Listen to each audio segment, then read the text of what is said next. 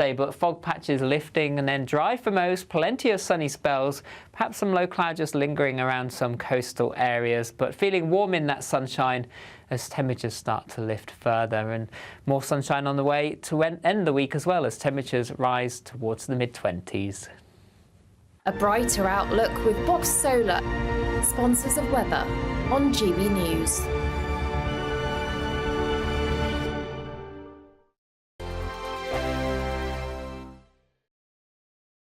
Join me, Camilla Tominey, every Sunday at 9:30 when I'll be interviewing the key players in British politics and taking them to task. This report basically says that he's not fit to stand trial. With an upcoming election looming over Westminster, now is the time for clear, honest answers. I agree. And that's precisely what I'll get. Is he indecisive? Incompetent? That's the Camilla Tominey Show at 9:30 every Sunday on GB News, the People's Channel, Britain's election channel.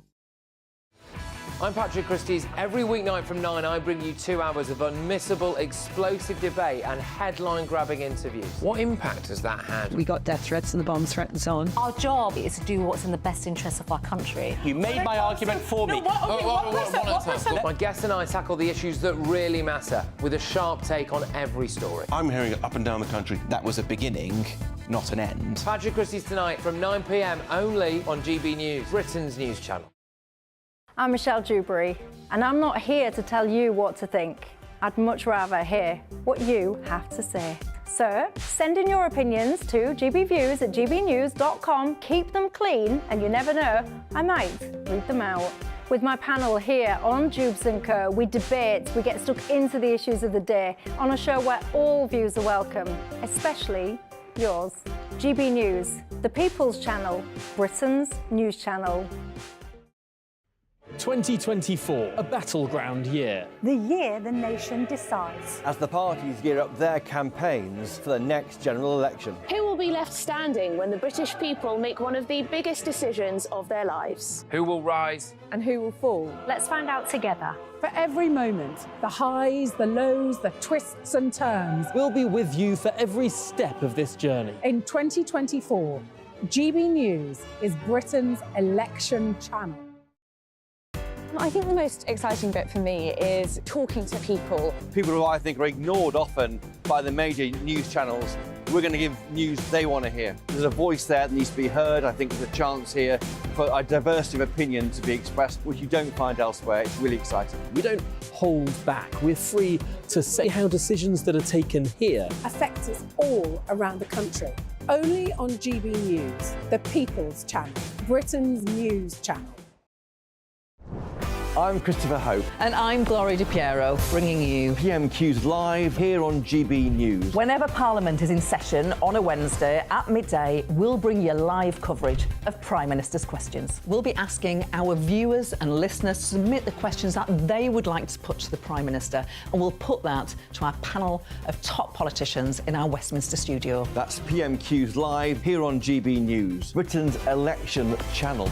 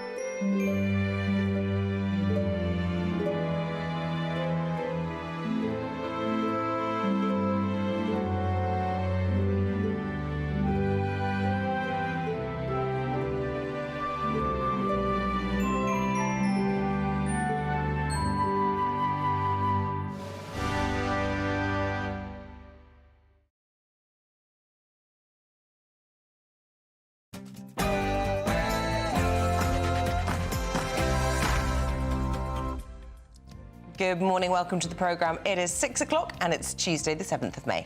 Well, today MPs set to be told of a massive Chinese hack in the MOD targeting military personnel.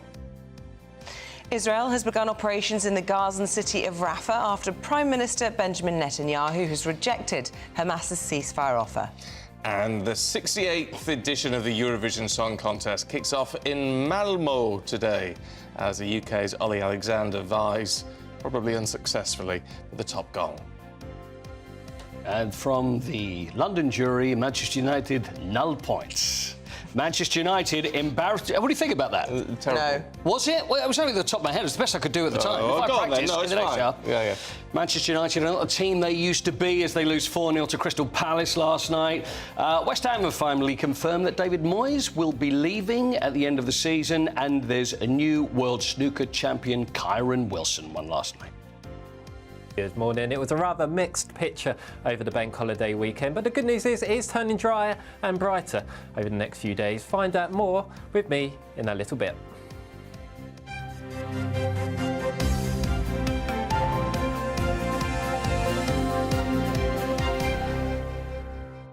Just a little bit of work on that accent, Paul, that's all. Wyoming, 0 points. Nil points. And now from the Latvian jury. Yeah, that's always the worst bit of it. Hey, here's a question for you. Yeah. How old is too old to make a career comeback, do you think? What do you mean by... What, in Eurovision terms? No, or footballing general. There is no age. Well, it's just that William Shatner wants to do another Star Trek movie at 93. Right. And he hasn't done one. Why not? He hasn't done one for 30 years. Generations was his last one. We got killed off. Which one does he play? So he wants to use de-aging technology to make him look younger. Right. He's always looked quite young, though, hasn't he? He just looks good for 93. He's got the hair of a 35-year-old, hasn't he? I don't know how he Anything's possible with AI, guys. Anything's possible. But he's the only one. He's the only one that's still alive, isn't he? Out of all of the Star Trek, he's the only one that's still alive. Out the original cast. Nimoy, there's Nichelle Nichols. She went recently, didn't she? DeForest Kelly. Yeah. I'm surprised at myself I'm not even a Star Trek fan, but they're all yeah, very good, yeah, very good. No, Sulu's still about. Yes. What's his name? Can't remember his actual name now. George Takei. George Takei. Oh, yes, of course. Yeah, he's still going. Anyway. He's 103, George Takei. And looking great. Yes. Paul, we'll see you later on. Thank you. Get out. This isn't your slot. Sorry. It's 6:02 and it is the start of our programme. The top story this morning, the Ministry of Defence has been hacked and all fingers pointing this morning towards China. Yeah, now the MOD has confirmed to GB News that an external payroll system was hit, and it's operated by a contractor which contained staff information, including names, bank details, and in some cases, home addresses. They've told us it was immediately taken offline for a full review. All payroll payments were made at the end of last month, and they don't expect any future payment delays either. Let's talk to former Labour MP Dennis McShane, who joins us now. I mean, this is hugely worrying, Dennis, because it makes you wonder what on earth the Chinese are trying to achieve with this. Oh, it's very simple. They're not in the pay grades, the money paid in the MOD.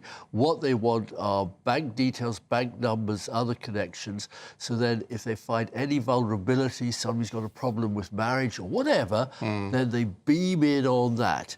And we saw it, it's happening all over Europe. The German far-right party, the Alternative for Deutschland, their politics isn't so important, but their chief European candidates almost had to stand down because he had a guy on his staff who's been exposed as a Chinese spy. Alicia Kearns, our very good chair of the Foreign Affairs Committee in the House of Commons, she was being investigated or examined for being tapped by the Chinese earlier this year.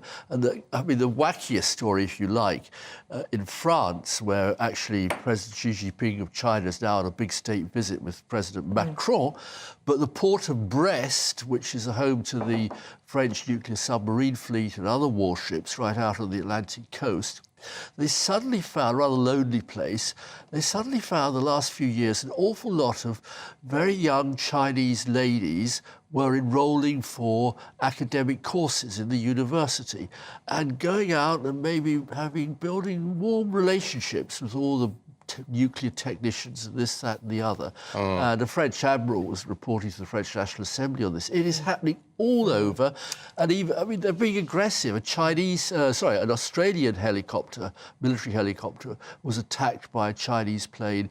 The Prime Minister of Australia, Mr Albanese, has just announced it was on a UN patrol related to keeping North Korea under watch. And we're not doing anything to push back. This is the terrifying thing. How do we push back?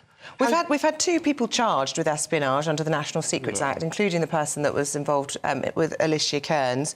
But there is, as you say, Stephen, how do you push back? Because there's this dilemma. You have the financial pain that would come with cutting off such an important trade partner, giving these tiny sanctions sort of slap on the wrist. We're not even calling them a threat, are we, at the moment? Well, President Macron is rolling out the red carpet. I was with him, I don't want to name drop, I was with him last week in the Elysee, but since you asked, we talked about the change of government in Britain. But I was glad to see there the ambassador of Taiwan and the representative of Tibetans worldwide. The Dalai Lama is very frail now, so this chap sort of does the touring business. But France's luxury industry, export industry, would collapse overnight if the Chinese weren't buying Louis Vuitton. Look at our own Foreign Secretary, who's refusing to recuse himself on dealing with China, even though he was taking an awful lot of money to promote Chinese investments overseas and other work on behalf of China. They're taking us to the cleaners, and we don't have a policy, and it's got to be across the board. But do we need a policy in that sense? This is all smoke and mirrors.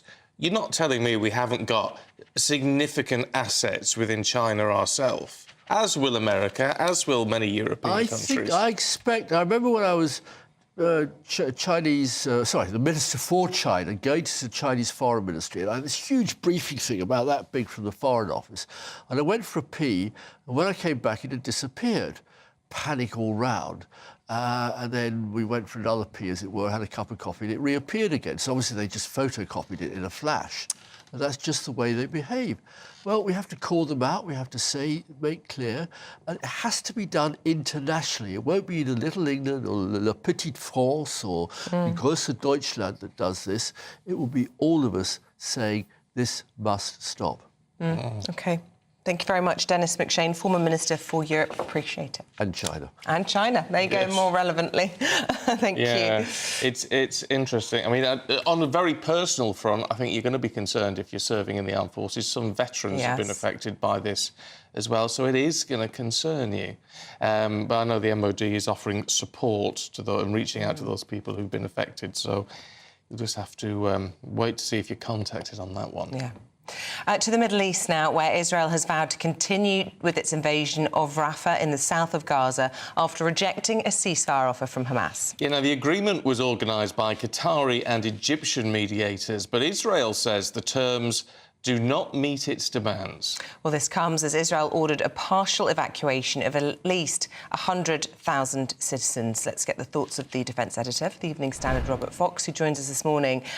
Look, there's been so much noise, hasn't there, even from the likes of America, to try and stop this from happening. And yet it's being described, isn't it, as targeted strikes on Rafah that have begun. But a worrying moment the next 24 hours, I suppose. Yeah, I'm afraid we've heard all this before about targeted strikes. In and around Rafah, there have been 1.2 million, and they've told 100,000 to get out of the way. Some started moving from early yesterday. They were moving for the 6th or 7th time since the war began. We're into the 214th day. No, you're absolutely right, is that Mr. Netanyahu, the Israeli Prime Minister, is determined to do this. He wants a fight to the finish. He wants to declare victory.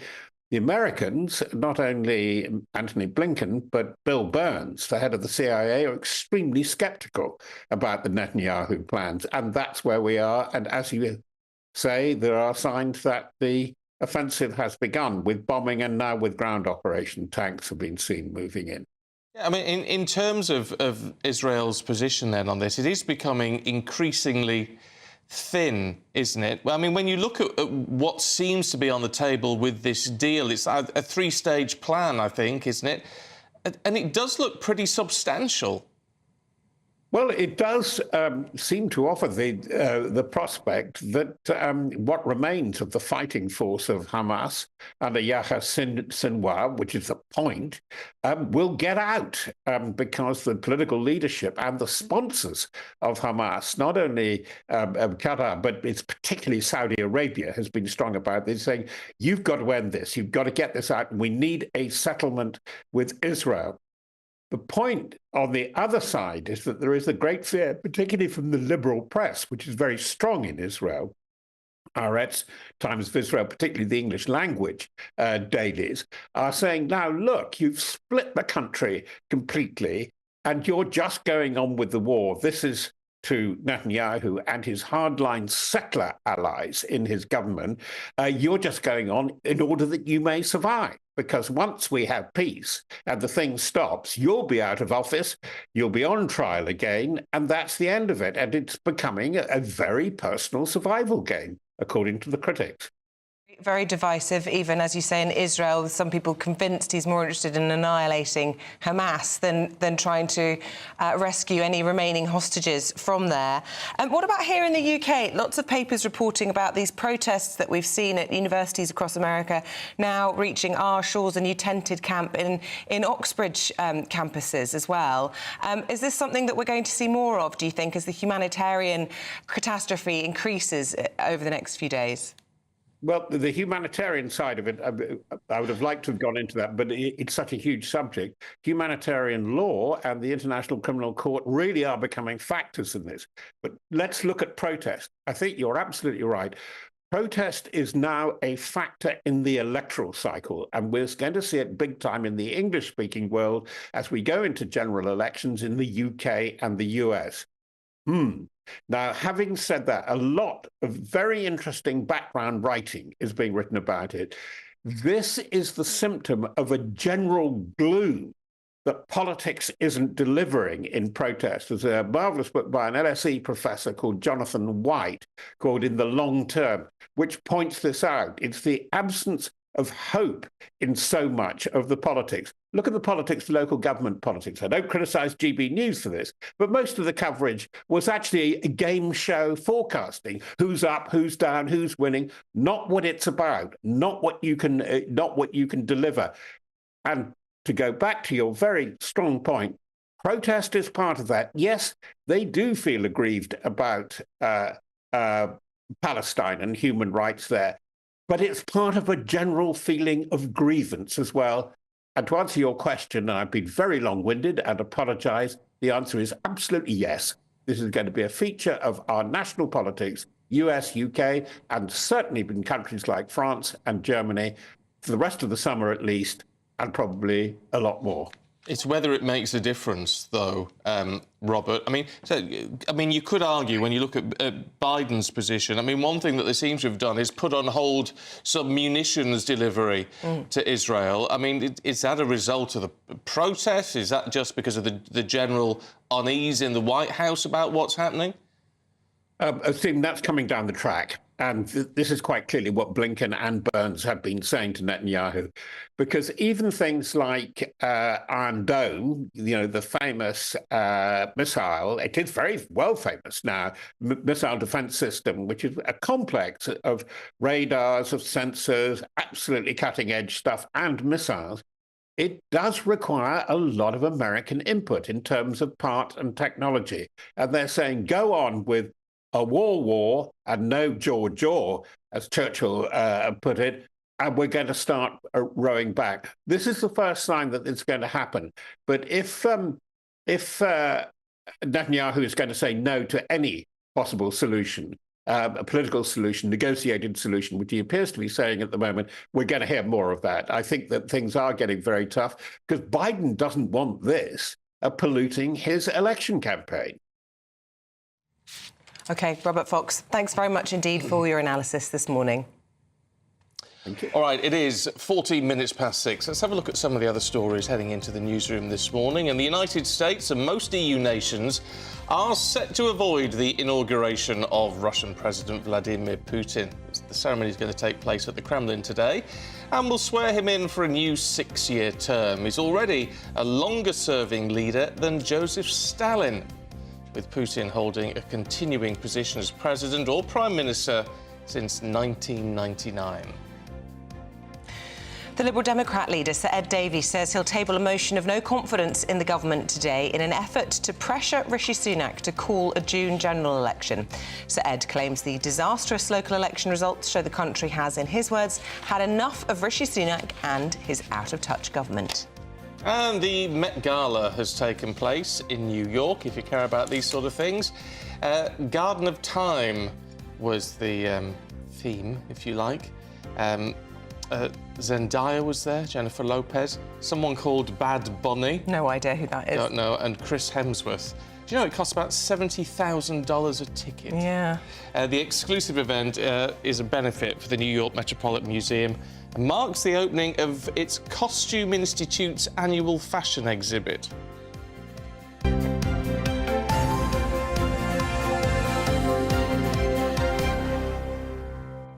Absolutely crazy. It is crazy, and yeah, it's kind of a bit grotesque, isn't it, when there's all sorts of tragedies going on around the world. But it's always interesting and entertaining to see people taking it so incredibly seriously as they contort themselves into some strange shapes. I'll never forget the year that Kanye and Kim Kardashian both turned up with what can only be described as, well, masks or gimp suits. You're right there, Connor. You're just walking across the screen. We're on air, my lovely. You forgot we were on air. His face. Oh, bless him. Yeah. We're talking about the Met Gala. Anyway... I mean, look, I have to say, Connor, our floor manager, would not get in the Met Gala dressed like that. And I say, where's the sparkle? Where's the razzmatazz, Connor? Oh, dear. Well, that woke us up, didn't it? Anyway, what are your best and worst memories from the Met Gala? Or perhaps it just passes you by altogether, a bit like it does our Connor. Never mind. He's absolutely... Anyway, talking of sparkly outfits, the 68th edition of the Eurovision Song Contest kicks off in Malmö Yes, today. and Stephen's already been educating me about his favourite contestants for this year. We've had a sing-along pre-show. She's unforgettable. It's a banger. It's Marcus and Martinus, who are the Swedish entry. I mean, they probably won't win, because you never win when you're doing it at home. But it's a really catchy tune. Sweden always knocks out a really they're very, great song. very good. And Every they are time. identical twins. And I didn't realise this. And I said, well, only one of them's performing. The other one's always in the background. And Stephen said, no, it's the same. It's different people. Well, they just look the same. It's called being twins. Honestly. So who is tipped to win this year, and which countries should we keep a watchful eye on? Let's speak to entertainment reporter for the Sunday Mirror, Sarah Louise Robertson. Good morning to you. I hope you've been getting as excited as we have. Who should we be keeping an eye on, in your opinion?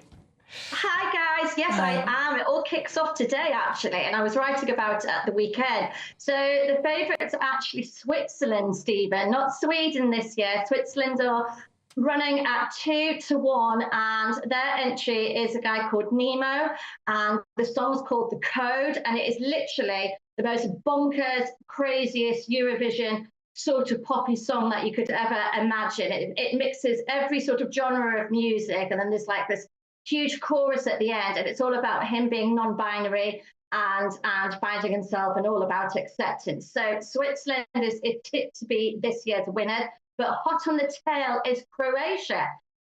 So Croatia's entry is a guy called Baby Lasagna. I don't know where he got that from, but the guy's called Marco. Baby Lasagna. Yes, I mean, this is Eurovision. It's all that's like, you know what I'm going to say. I know what you're saying. Yeah, it's just bonkers. It's just crazy, you know. So his entry is about a young man going around Europe again, trying to find himself, trying to find glory, trying to find fortune. And I think there's a bit of a sad element as well to it, I think, somewhere. But, I mean, he's obviously hoping for fortune on the night. And also up there is the Netherlands, and their song's called Europa, which is obviously the most Eurovision song entry, aptly named song title you could get, couldn't you, for Eurovision. So that's very dancing, very sort of Netherlands. And if you're into, like, your techno beats and what have you, that's up there. Our entry, though, Ollie Alexander, it was at 40-1 on Saturday. He's now slipped down to 60-1. So we've plunged right down. I mean, when you think when we had amazing Sam Ryder and we were in that final, weren't we? We lost out to Ukraine. Unfortunately, Ollie is now slipped right down. Oh, dear. I think he's going to end up finishing last. And is that unfair? Obviously, Sam Ryder's a superstar and, you know, very, very good. I mean, do you think that we're right to be lower down this year?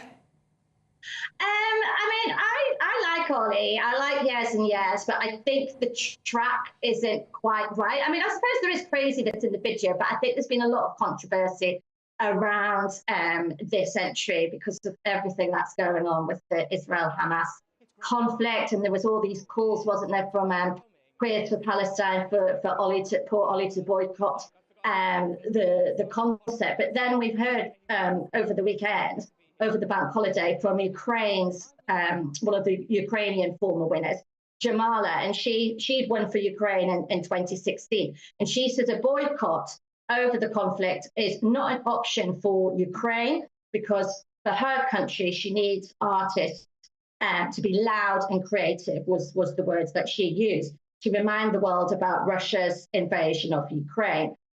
So that's her stance on it. But with Ollie, there's been a little bit of controversy because he made some comments in a documentary that's coming out about the Union Jack being divisive, and I'm like, what? What is he on about there? I mean, I'm in my red, white, and blue. You know, we should be so proud to fly our flag.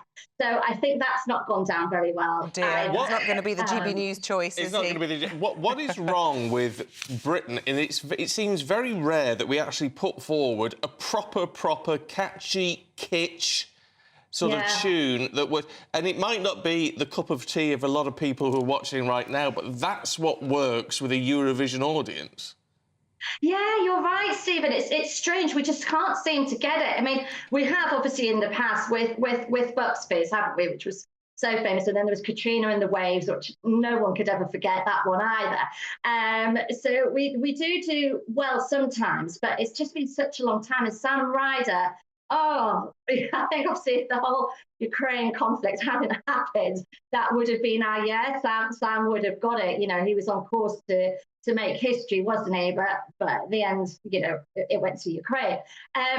He's doing okay, regardless of coming second. Ollie, I had high hopes with Ollie, Isabel. You know, I did, and not quite sure what went wrong there. Yeah, it just hasn't happened. But I mean, I'm a bit of the Terry Wogan school, who used to call I used to love Terry Wogan. So did I. He made Eurovision for me. Yeah. He used to call the concert was magnificently awful. Yeah. Well, I'll tell you what. I mean, the reason Sam Ryder did so well is he obviously fashioned his hairstyle on you, Sarah Louise. Oh, look, there you go. I don't know. You're like a Sam Ryder tribute act. That's what you are. Is it Saturday night then, the final? The final's Saturday night. That's something to look forward to. We'll be good. Really good to see you this morning. Thank you, Sarah. Thanks Appreciate very much indeed. Thank you. I just sort of think you've got to keep it kitsch. Yeah. It's the only way to do it. It's what people vote for. It's a little bit of nonsense. Take all the politics out, although that is also quite funny sometimes. The politics is quite funny. And, yeah, all the accents and all the time lags on the voting, it's all just part of the magic. Yeah.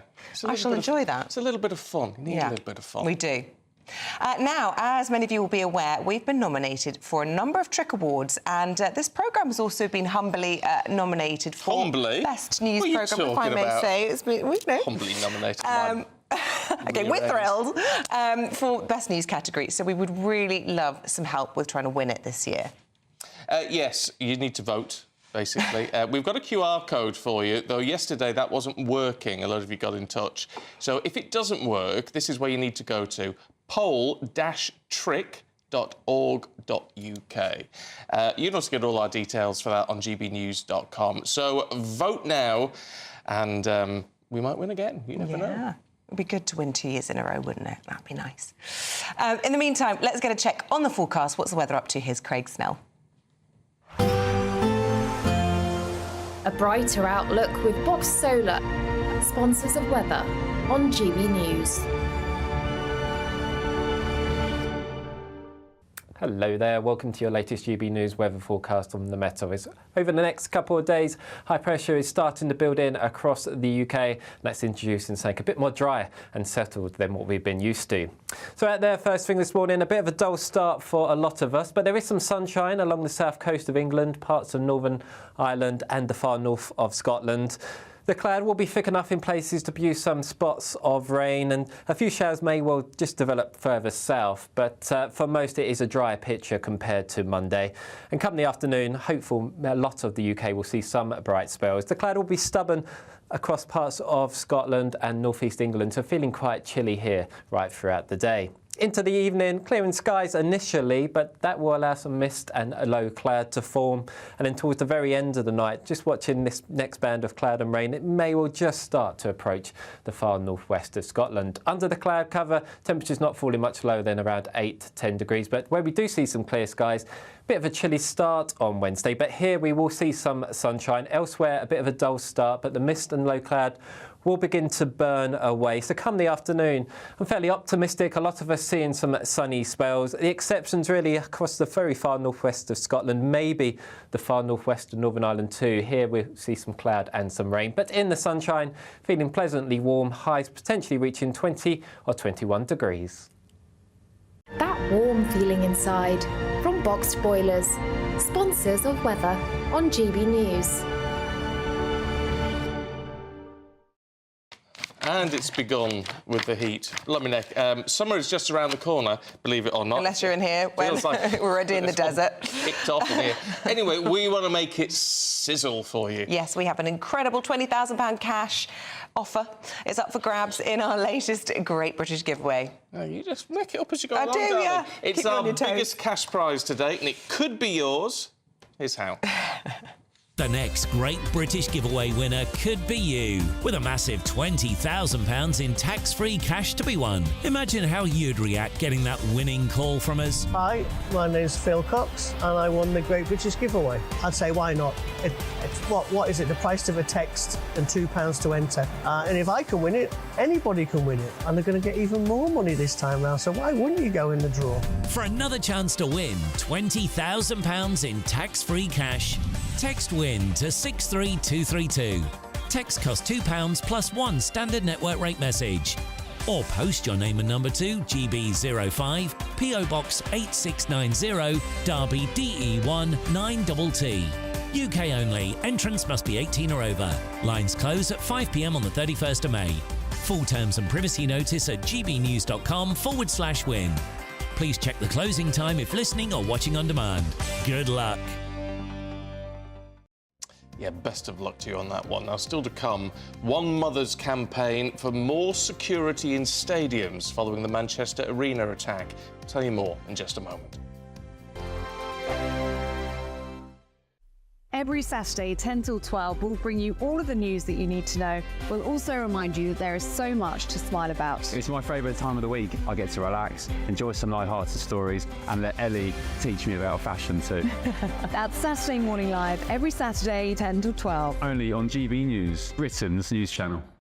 If you want your news to be straight talking, this is a nightmare for the Conservatives again. Down to earth. It's not just Nottingham where this is happening, is it? And most importantly, honest. Hard-working, middle-class taxpayers, they'll get their book thrown at them. They catch me, Martin Daubney, Monday to Friday, 3 till 6 p.m. on GB News, Britain's news channel. Join me, Neil Oliver, every Sunday night at 6 p.m. on GB News. And if an hour is not nearly enough for you, go to gbnews.com for special extended episodes online every Friday at 9 p.m, where we can truly get into the nitty-gritty of what's going on. GB News, Britain's news channel. We're GB News, and we come from a proud tradition of British journalism. That's why I'm so excited to be here. It's something so new. The first news channel to be launched in Britain in over 30 years. Launched to represent the views of the British people. To go where other broadcasters refuse to go. How did you find out about the story in the first place? Launched with one aim. To be the fearless champion of Britain. It's an absolutely fantastic atmosphere here. This is GB News. GB News, Britain's news channel. I'm Christopher Hope. And I'm Gloria Di Piero, bringing you PMQ's live here on GB News. Whenever Parliament is in session on a Wednesday at midday, we'll bring you live coverage of Prime Minister's questions. We'll be asking our viewers and listeners to submit the questions that they would like to put to the Prime Minister, and we'll put that to our panel of top politicians in our Westminster studio. That's PMQ's live here on GB News, Britain's election channel.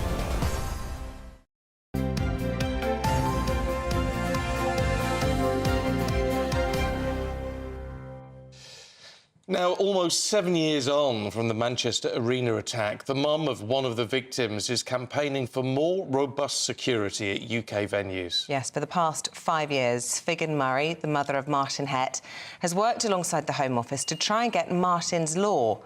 Today, she begins her biggest push yet to get this over the line. Yeah, our North West of England reporter Sophie Reaper sat down with her before the challenge begins.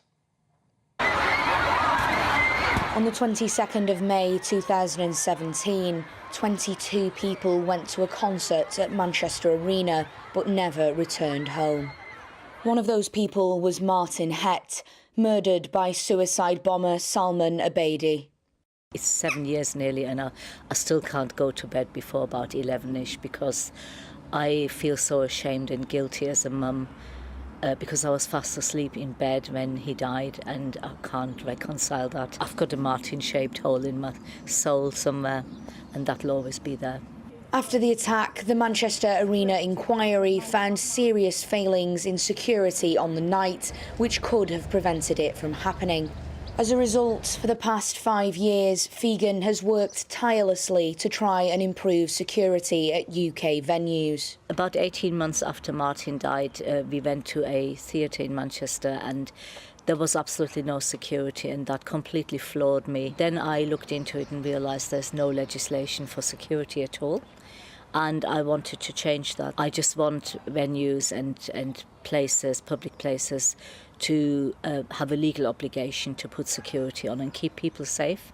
This morning, Figan will begin a walk from the spot where her son died all the way to Downing Street. They'll arrive on the 7th anniversary of the attack, and until then, she wants as many people to get involved as possible. People can join us on the walk at different stages and help us make the point, and I believe in people power, because really the government may stall the decision to get the legislation over the line, but the general public deserve to be safe and want to be kept safe. Sophie Reaper, GB News. Oh dear, someone needs to make sure stuff like that can never, ever happen again. Yeah, and we wish her the best of luck with that walk or march, as it's being described, over the next few days. Right, should we see what's happening in the world of sport? A lot, it seems. There is quite a lot, yes. Yeah. Oh, really? Good. Should we start with a little snooker, shall we? Oh, Why yeah, not? we've got a new world champion. How do you feel about snooker? Because snooker was so popular years ago, probably because there wasn't much sport there on. There wasn't much else on, no. Yeah, and then so everybody would watch it because it was the only sport on, whereas it's had a real dip. You've got darts, which took off, and they've sort of showbizzed it up a bit, and that's done very well, whereas snooker, towards the final, people will watch it, but it doesn't get the viewing it used to. I find it a bit dull, I've got to be honest. Yeah, it's exactly the same as it used to be, you see. What do you do with snooker? You know, but anyway, the winner, Kyron Wilson, won the World Championship for the first time yesterday. Won 1840. I don't know what he's throwing up in the air there. What does that look like? Is confetti? Well, I don't know. It looks suspiciously orange with all the Just Stop Oil problems they've had in the past. I automatically think, uh-oh. Of course, that happened last year. So it's like, hold on, is that supposed to be there? Yeah. But there's Kyron Wilson from Kettering. So his first title, he beat Jack Jones from Wales. That's Jack J-A-K, by the way, not J-A-C-K, as in Jack Jones, the singer of The Love Boat. All right. But Jones was 200 to 1, and also the 9th qualifier ever to get to the final. So he did extremely well, but Kyron Wilson was the one that came through. He was a finalist before. And the thing is, you imagine where snooker is always very sort of quiet, refined. They play the shot. And he was so excited as he was coming, he knew he was going to win that final frame. So actually, as he's playing, he's like putting the red and going, get in, yes! And then he's straight to the next one, screaming and shouting. He was like, well, this isn't usual for snooker. Well, maybe that's what it needs. Yeah. You know what? It's the Andy Murray style of like, he really needs the crowd to get him the emotion was there, and he's like, world champion, get in. So he was over. Oh, good. Well, how much does he win? 500 grand. Oh, cool. Well, think about it. Is that for a world championship? Doesn't sound... Well, Wimbledon is, what, $1 million? Yeah. Everything else is in the millions, but being the World Snooker Championship. But this is the thing, Barry Hearn, who has been in snooker, and, you know, he guided Steve Davis back in the day, and he's been the chairman of the Snooker and Billiards Championship. And the thing is, with him, he's the one that's saying that the Crucible, where they play it, and they've always played at the Crucible in Sheffield, it's too small, it's too much of a state, and he's very much open to the World Championship maybe going over to the Middle East, because that's... everything's going over there. 932. Wow, is that right? I think so, yeah. How would you know? Is that with the theatre? I know you come out with this stuff all the time, but 932 for a world final, I don't know, but everybody loves the Crucible, and the Crucible truly synonymous with the World Championship. So if they moved it away from there, but then again, as Barry Hearn says, things change, you know? Sometimes you've got to move away. So they're saying either rebuild it, make it bigger, or we're off somewhere else. OK. Oh, dear. Right, let's have a look at football, shall we? Palace and Man United? Yeah, I mean, there were days in the past, probably up to even just a couple of years ago, where the thought of Manchester United going to Crystal Palace and losing 4-0 was completely unthinkable. Whereas now, you know what? Crystal Palace were really good, and the way Manchester United are at the moment, under Eric Ten Hag, the guy's got to go. I mean, if you have a manager of Manchester United and they're losing 4-0 away at Crystal Palace, with respect, and I say it's not unlikely, but it's just not good enough. Palace showed Man United no respect whatsoever. Oliver Glasner, who's the manager that's taken over from Roy Hodgson a couple of months ago, has absolutely turned the team around. And they are looking terrific. So this is Manchester United. Some facts for Manchester United. Most defeats in a Premier League season ever, now 13. So that's not very good. They've never finished below 7th in the Premier League. They're currently 8th. Yeah. So whether that's going to change. Most goals conceded since 1977. Never finished a season with minus goal difference. They're currently on -1. Right. So what would you do? Would you keep the manager? Well, oddly enough, it's who you replace him with, because all this talk isn't about I've forgotten his name now, the guy at Ipswich.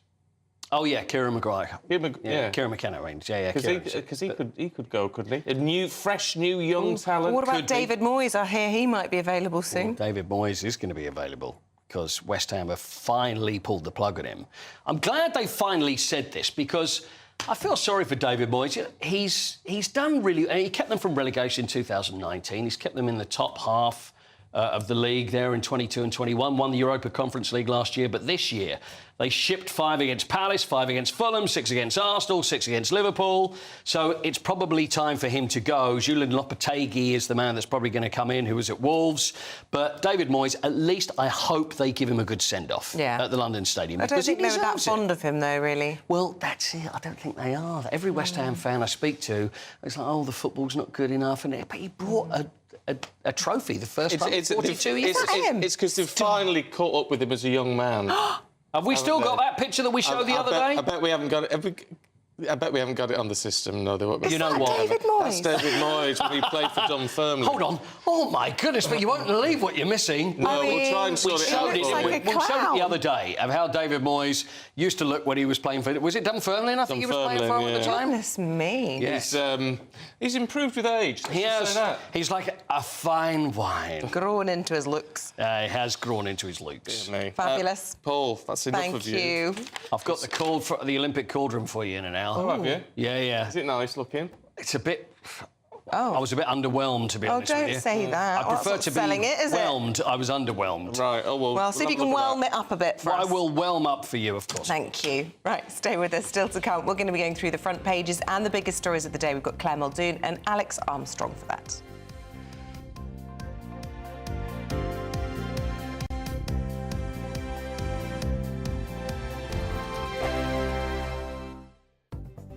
The latest GB News travel.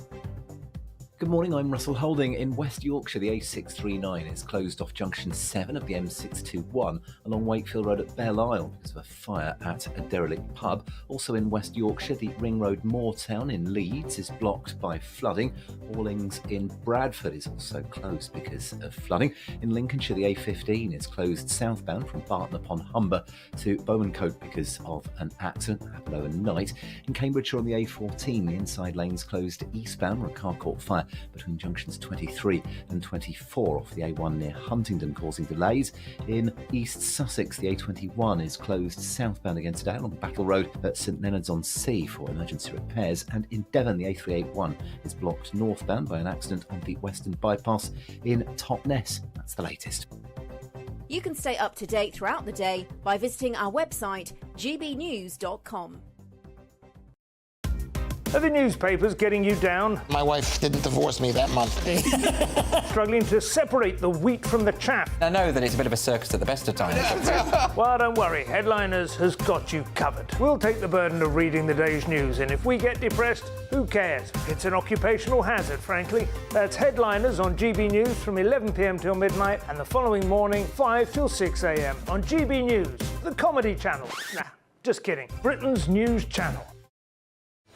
I'm Patrick Christie's. Every weeknight from 9, I bring you 2 hours of unmissable, explosive debate and headline-grabbing interviews. What impact has that had? We got death threats and the bomb threat and so on. Our job is to do what's in the best interest of our country. You made my argument for me. My guests and I tackle the issues that really matter with a sharp take on every story. I'm hearing it up and down the country. That was a beginning, not an end. Patrick Christie's tonight from 9 p.m. only on GB News, Britain's news channel.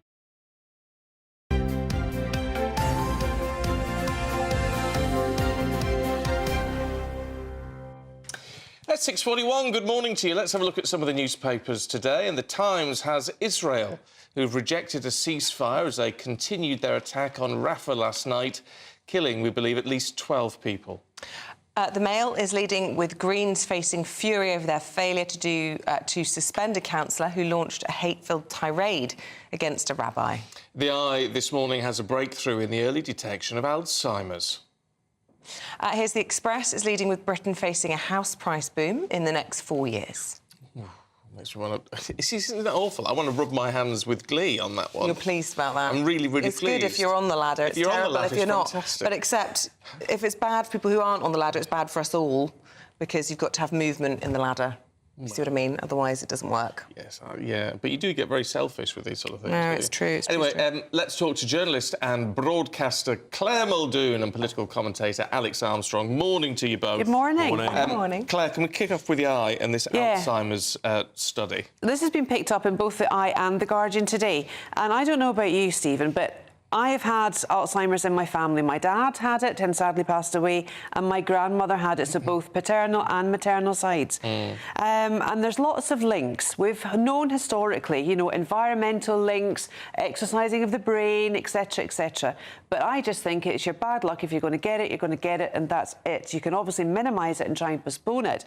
What the papers are saying and what the new reports are saying is that you can actually find out if you have got a predisposition to actually getting Alzheimer's. I don't know if I'd go for that test. I really don't, because sometimes... except that you can then get on these trials and the progress that they've been making in trying to at least slow the development of the disease has been really incredible in the last few years. I'm sure we've had a couple of major breakthroughs, haven't we? So, yes, you probably don't want the bad news, but, you know, forewarned is forearmed. I take your point, Isabel, but personally, I think if I knew I'd have it, I had the gene, I'd be more inclined to actually think I had it.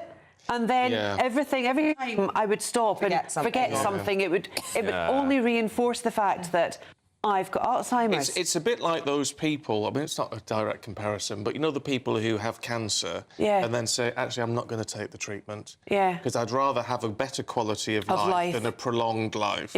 And it's a little bit like that. I can understand exactly why you'd say... Me too. I'd rather just live the next 20-odd years without actually spending that time just worrying. Yes. I don't know. But you know, I don't know whether it was Chris Hemsworth with his dementia or Alzheimer's, but he found out that he's got a 50% chance of getting it. The actor? Yeah, the actor. And so he's actually been taking time off work, and there's a whole documentary on Netflix. Anyone interested should watch it.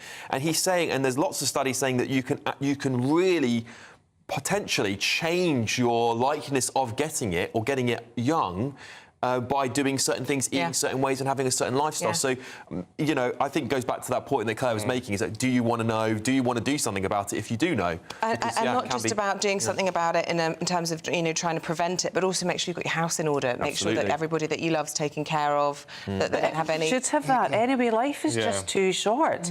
You know, it really, really is. But, you know, you might need power of attorney and all of that sort of thing. You should be doing that anyway. You should be doing it anyway. Well, you don't tend to do that, do you, if you're at my age or something, would you? I don't know, I've got power of attorney. Have you already? Notice she didn't say our age. No, I know. Well, I am 10 years younger Naughty, than you. Isabel. You know, you're not 10 years younger than me. No, you're 8 years younger than me. 41, I am. Yes, very nearly 42, I'm just saying. I mean, I might be 50, but it's not that much in it. I'm keeping very quiet in this conversation anyway. Yeah, you stay in your corner, Alex. Move on. Yes, let's talk Let's do about... that. is this in the Mirror this morning? Molly Russell.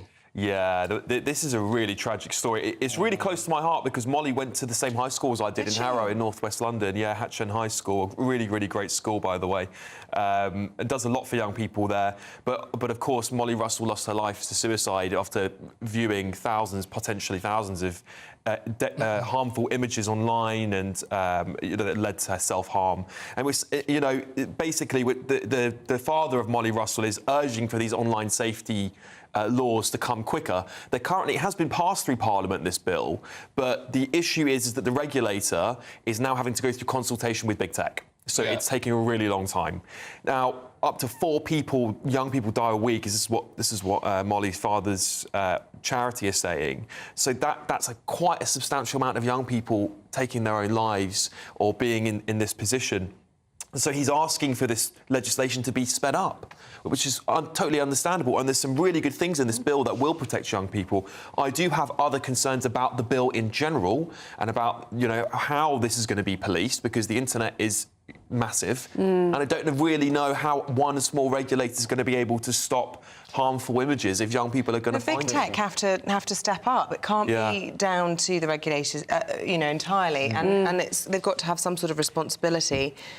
And I don't know what the answer to that is, Well, they've got all these amazing AI and algorithms these days. You should think there'd be some way to say, if this person's under this age, you should be able to filter this. I don't think any age should be able to watch harmful content or to commit suicide, to be perfectly honest. There's certain people... fan, but I just think that some content is not appropriate. No, you're right, but there's certain groups of people that would use it for research and things like that, so there's obviously got to be some leeway there. But you're right, Isabel, more needs to be done. I mean, you've got daughters as well, Claire, so this must resonate with you. It resonates, and I'll tell you something else. When I was growing up in the 70s and 80s and stuff, there was no one I knew had death by suicide. In the past 2 years, in my close circle of friends and extended parish in Chiswick, 4 young people have taken their lives. Huge dilemma. It's not right, is it? It's not right. Look, we're going to leave it there, you two, just for the time being, but thank you very much. You're very welcome. We've got the Secretary of State for Work and Pensions, Mel Strides, joining us now. Good to see you this morning. Can I ask first about this MOD breach of security? Because this is hugely worrying, isn't it? You've got to ask, how was this able to happen? Well, that and many other questions are questions that are going to need to be asked here. The Defence Secretary will be making a full statement to Parliament later today and no doubt addressing some of those issues. But let me just say now that this is a third-party data set that appears to have been compromised. That has been shut down immediately by the Ministry of Defence in terms of external access to it. And, of course, they're providing support and advice to those who may have been impacted. But we really need, I think, to wait until we have Grant Shapps' statement later today to find out more. OK, but irrespective of perhaps that statement, can you give your own view on whether or not we are taking a tough enough stance with China? We've had a number of cyber attacks this year. We've had this clear and persistent pattern coming from China. We've had 2 charged with espionage under the auspices of Chinese intervention. Are we doing enough? Well, we don't know at this stage, and it may be that Grant Shapps has more to say later on this, whether this is China or another state actor. It does appear, I think, at this stage to be some kind of state actor, but let's wait to find out what we hear. That as to China, we've made it very clear in our defence review, in the refresh of that review, that China remains, I think we've defined them as an epoch-making challenge to the UK in terms of economic security, and that's why obviously we've taken action in the past in terms of getting Huawei's hardware out of parts of our infrastructure here in the UK, and also interventions in terms of energy security as well. So we do take this very seriously, but at the end of the day also, they are a very important economic partner, and we have global challenges like climate change that we need to engage with China in order to address. All right, we're at the beginning of a new week here, technically, in terms of politics. How does the government and the Tory party pick themselves up and move themselves forward towards a general election, whenever that might be, with any degree of confidence, especially after the Prime Minister said yesterday, oh, it looks like we're not even going to be the biggest party in the next government, in the next Parliament? Well, there are all sorts of kind of predictions that one can make based on the local elections. My observations would be that this was a difficult time for the Conservative Party. There's no doubt about that at all, and there's no point in ducking that. But at the same time, they are very low turnout elections. The electorate, as we know, is very volatile. And I think there are elements of evidence that whilst people may be disgruntled with us at the moment, and we have to do some work there, and perhaps I can come on to that, that people are not naturally necessarily beating a path with great enthusiasm to Labour's door. So I do think there's more to play for here than some are suggesting. In terms of what we've got to do, we've got to continue to focus really firmly on those things that matter to the British people. And the Prime Minister has set those out in terms of getting inflation down, real wages now growing for each of the last 9 months. We've cut taxes, national insurance actually down by a third, so at an average salary is saving £900 per year. Those are things but the second thing we've got to do is we've got to be facing outward, not inward, and we've got to be united as a party, and I think that's something that you're going to see going forward now. It's interesting, isn't it? I mean, why don't you just put it all to the test and call a general election? I mean, the Lib Dems today have said they're going to table a motion of no confidence in the government, and they think that there should be a general election in June. Why would you resist against that? Well, these are decisions that are for the Prime Minister, and that is the convention, and that's the case no matter which party is in power at the time. So, yes, of course, the Lib Dems can table their motion, and I would be very surprised if it gets anywhere. But it's for the Prime Minister to decide. He suggested probably the autumn, and I think that's looking the most likely scenario at the moment. Yeah, but the idea of running and hiding, which is how it comes across now when things seem so desperate, are things really going to change that dramatically in the next couple of months? I mean, realistically, does anyone think that? You must know that your colleagues are saying, when they're not sat in front of a microphone or a camera, because we've all talked to them, saying, well, time is up now. So I think things are changing. I mean, if you look at cost of living, we have seen a turnaround in the economy. We've seen inflation down from 11.1 to 3.2%. We've seen real wages increasing, taxes beginning to fall. On the boats issue and illegal migration, we've seen the Rwanda legislation go through. We're already seeing the deterrent effect of that, incidentally, with people now leaving the UK as a consequence of that legislation. We're seeing waiting lists in the NHS falling by 200,000 since September of last year. So we are seeing progress. There is more time between now and the next general election. I think it was Harold Wilson who said a week is a long time in politics. We have several months now before the next general election. The Shadow Chancellor, Rachel Reeves, says you're gaslighting the British public with the way you're describing the economy, and that if we vote for the Conservatives again at a general election, it'll be 5 years more of the same. Chaos or stability would be the choice if they voted for Labour. You're gaslighting us.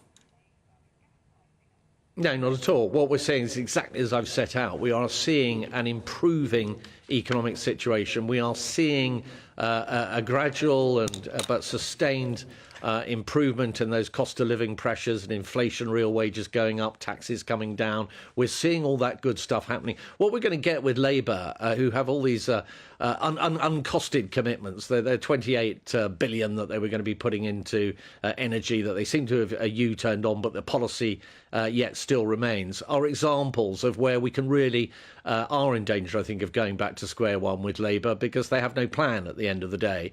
So I think it's all very well for Rachel Reeves to make these comments, but she's overlooking, firstly, the progress, clear progress that we are making and will continue to make, and also, I think, rather gaslighting where Labour are at the moment, which is that they don't have a plan. They're not telling us enough of the detail. We know what they've done in the past when they've been in government, which is to borrow too much and to get into problems and difficulties. All right, forgive me. But we hear a lot about the plan, and the Prime Minister keeps saying, well, they haven't got a plan, we've got a plan. We don't really seem to be very clear, to be perfectly honest, on what that plan is and what it is actually, in real terms, in our pockets, in our homes, delivering for us. So, well, I think I've set some of this out. So cost of living, for example, is very much part of our plan. We want to ease the pressures there. The Prime Minister about a year ago said the plan is to halve inflation in the year. We beat that target. Governments so that is part of the plan, inflation themselves. as is getting tax down. Yeah, but forgive me, the idea of saying our plan is that we want things to be better isn't very strong, is it? No, look, I think people do care that price rises have now fallen very dramatically in terms of inflation. In terms of whether the government had anything to do with that, well, of course we did. We have an accommodative fiscal policy alongside the monetary policy of the Bank of England. We, for example, had to resist a lot of public sector wage pressure in order to make sure that we got inflation down. There were active things that we had to do.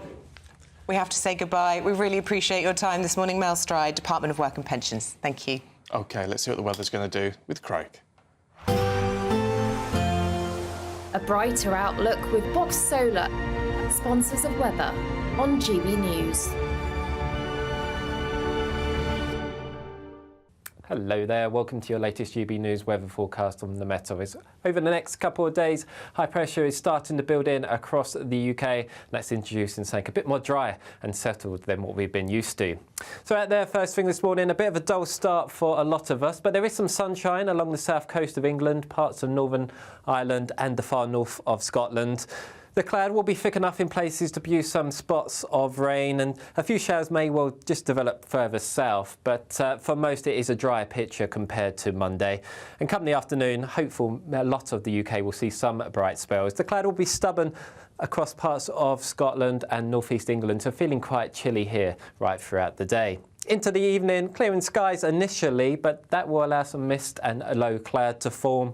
And then towards the very end of the night, just watching this next band of cloud and rain, it may well just start to approach the far northwest of Scotland. Under the cloud cover, temperatures not falling much lower than around 8 to 10 degrees. But where we do see some clear skies, bit of a chilly start on Wednesday, but here we will see some sunshine. Elsewhere, a bit of a dull start, but the mist and low cloud will begin to burn away. So come the afternoon, I'm fairly optimistic. A lot of us seeing some sunny spells. The exceptions really across the very far northwest of Scotland, maybe the far northwest of Northern Ireland too. Here we see some cloud and some rain, but in the sunshine, feeling pleasantly warm, highs potentially reaching 20 or 21 degrees. That warm feeling inside from Boxed Boilers, sponsors of weather on GB News.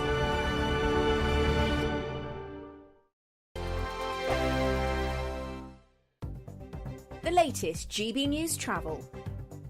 Good morning, I'm Russell Holding. In West Yorkshire, the A639 is closed off junction 7 of the M621 along Wakefield Road at Belle Isle. There's a fire at a derelict pub. Also in West Yorkshire, the Ring Road Moortown in Leeds and Hallings in Bradford both closed because of flooding. In Lincolnshire, the A15 is closed southbound from Barton upon Humber to Bowencote because of an accident. There's no service on a number of rail lines this morning because of industrial action and reduced service on a number of others. C2C have no service into and out of Fenchurch Street Station in London. There's also disruption to Gatwick Express, Southern, Greater Anglia, Great Northern, South Eastern, South Western and Thameslink are running on some lines, not on others. And in Devon, the A381 is blocked northbound by an accident along the Plymouth Road towards the A385 Station Road at Totnes. And that's the latest. You can stay up to date throughout the day by visiting our website, gbnews.com. The next Great British Giveaway winner could be you, with a massive £20,000 in tax-free cash to be won. Imagine how you'd react getting that winning call from us. Hi, my name's Phil Cox and I won the Great British Giveaway. I'd say why not? It's what is it? The price of a text and £2 to enter. And if I can win it, anybody can win it. And they're going to get even more money this time round, so why wouldn't you go in the draw? For another chance to win £20,000 in tax-free cash, text prize to 63232. Text costs £2 plus one standard network rate message. Or post your name and number to GB05 PO Box 8690 Derby DE1 9TT. UK only. Entrance must be 18 or over. Lines close at 5 p.m. on the 31st of May. Full terms and privacy notice at gbnews.com/win. Please check the closing time if listening or watching on demand. Good luck.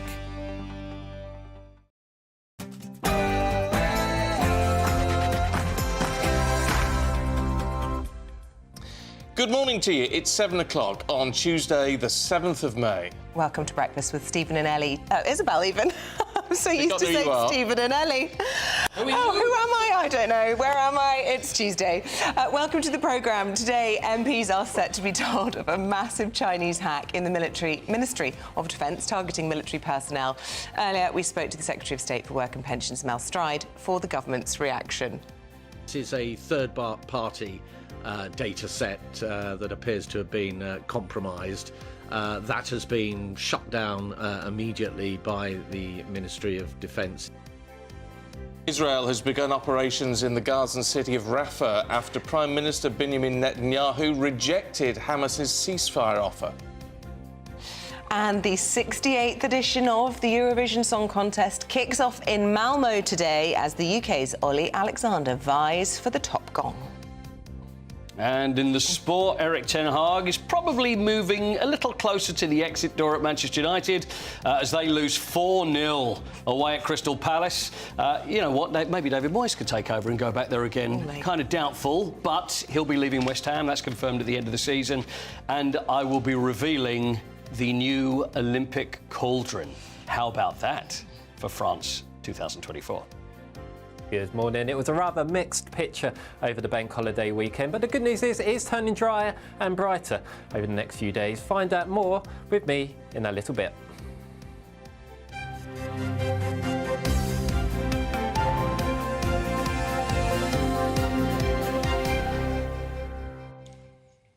So our top story this morning, the Ministry of Defence has been hacked and fingers this morning are pointing towards China. Well, the MOD confirmed to GB News that an external payroll system was hit. It's operated by a contractor and contains staff information, including names, bank details and, in some cases, home addresses. Well, we've been told this was immediately taken offline for a full review and all payroll payments were made at the end of last month and they don't expect any future delays. Let's talk to Madeline Grant from the Daily Telegraph. Good to see you this morning. What do you make of this, Madeline? Well, I mean, it's a very worrying thing. I mean, I think that the fact that it happened to a contractor, I mean, it may well have been that, you know, there was a reason that they went for potentially there was a kind of a weak link in the system. But, you know, it's not the first time in recent years that we have been hacked by China. You know, that in 2021, I think the Electoral Commission was targeted and Chinese-backed state hackers were able to access the voting records of 40 million people. More likely in the recent years, it has actually been Russia that has been responsible for hacks and so forth. But we really, you know, I think it's a big warning against becoming at all complacent about the much bigger and more powerful threat posed by China. It's a dilemma, I suppose, isn't it? Because they are such a big trading partner. We would be really hurt economically if we were to kind of react properly, I suppose, to this. Except the danger, if you don't react properly to this, is also hugely dangerous to our democratic process.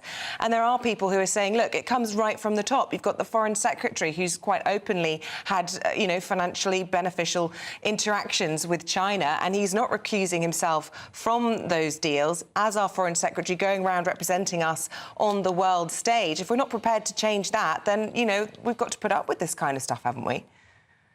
Absolutely, and we're playing catch up. You know, we had years of a very warm and benign sort of relationship with China that was pushed by Cameron and Osborne, and actually, you know, part of the difficulty has been, as you mentioned, the fact that our economies are so intertwined. But I still don't really see. I mean, obviously, there is a rump of MPs who care very much about China. And in fact, I think some China skeptic MPs were targeted for hacking earlier this year also. But on the whole, I'm not sure that we're really hearing about, you know, how they might be trying to reorganize our economy, for example, diversifying our supply chains, etc., so that we're not so heavily reliant on China to this extent. But even if we were less reliant on China, China is still going to do these sort of things. I mean, look, it looks like they're trying to find people with financial vulnerabilities to engage them as assets. Well, that's standard espionage. It's what China's always done, it's what Russia's always done, and frankly, it's what we do and it's what the Americans do. So we shouldn't be that surprised, should we? Well, I mean, I don't really know enough about that. I think perhaps you know more than me about the kind of the long-term strategy that has been employed, for sure. I mean, I just think that, you know, the threat from China is altogether very different. I mean, we're still recovering. We haven't yet fully recovered from a pandemic, which, you know, every month seems to bring yet more mounting evidence that virus was engineered in a lab and escaped, whether deliberately or not. You know, the threat is absolute orders of magnitude higher than from any other country, and I'm not really sure that I've seen the evidence that we're really governing with that fact in mind. President Xi Jinping of China in those pictures whilst you were speaking there on a state visit to France at the moment, red carpet being rolled out there. What do you think? I mean, we're going to find out more details today from Grant Shapps about this particular incident, but what do you think would be a proportionate and appropriate response? You know, are we going to be just summoning the ambassador in? Are we talking about more sanctions? I mean, what exactly is going to make us, you know, feel safe against these threats, but also not undermine that relationship? Well, I mean, it's very tricky. I think that really what we have to do is you know, put a serious amount, perhaps more money than we currently put into our own defence, and into making our security as watertight as possible. And then in the long term, looking at how we can perhaps rethink our economic policy so that we are less fully reliant on China and other countries that we might do business with. Obviously, we're not going to stop doing business with China, but are there ways in which we can sort of rebalance things from where they currently are? It's the old adage, and I wonder if it applies to this, because obviously people see this and think we need to go in, you know, sort of all guns blazing, if you like. But you've got to keep I mean, in this sort of situation, when it comes to geopolitics, you've got to keep your friends closer and your enemies closer, haven't you? I mean, I don't know. I think we did a fair few years of cozying up to China, and it hasn't worked out well for us. So no, I think you have to maybe keep them closer, but still being very mindful of the fact that they are your strategic enemies. And you know, obviously, I think we've been very distracted with domestic policy issues in recent years. But actually, the big cause of our troubles in the last few years was lockdown, which I think can be firmly laid at the door of China. And I'm not really sure that the world has sort of reacted, you know, to reflect that fact. Good to see you this morning. Thank you. To the Middle East now, where we've just learnt this morning that the Israeli military have said that they've taken control of the Gazan side of the Rafah crossing. It comes as Israel said it's vowed to continue its invasion of Rafah in the south of Gaza after rejecting a ceasefire offer from Hamas. Well, the ceasefire agreement was organised by Qatari and Egyptian mediators, but Israel claims that the terms did not meet its demands. Well, Israel had ordered an evacuation of at least 100,000 citizens from Rafah. Let's talk to journalist Yotam Confino, who joins us from Israel. Can you bring us up to date with the latest, Yotam? Absolutely. As you said, the Israeli army has taken control of the Palestinian side of the Rafah border crossing. I was just in a briefing now with the military. They wouldn't say whether the military is going to keep control of the Rafah border crossing, how long they're going to be there. All we were told really was that Israel is continuing these limited operations in the eastern part of Rafah, which is where they have asked people to evacuate from. And of course, this comes after, as you said, Hamas came with their own ceasefire proposal. Israel said, listen, it's the same demands that you've come up with for the past couple of months. We can't agree to that. So the operation is continuing, but I suspect that this Operation Rafah will take a very long time, mainly because it's going to do it in very limited ways. It's going to take Rafah and divide it into zones and simply go zone by zone until they have gone through all of the city. Yeah, Israel saying that this is the last significant stronghold of Hamas in Rafah. But if possible, and I know this is probably impossible, but if possible, if we can take the politics out of all of this and just focus on the humanitarian situation where we're now going to see aid being blocked, presumably, with this at the crossing in Rafah. We know that there are huge numbers of people, amputees, children without parents, in tented encampments being asked to move again to places where there aren't any sort of resources or there isn't any infrastructure for them, toilets or water or medicine. What's been the reaction of the international community, not least from Israel's most, prominent partner in recent years, America? So the United States, again, repeated yesterday that the United States is not supporting this operation. I think what they're saying publicly and what they're saying behind closed doors, I think those are two different things. But obviously, like the rest of the world, if you're looking strictly at the humanitarian situation, then yes, of course, this is a disaster.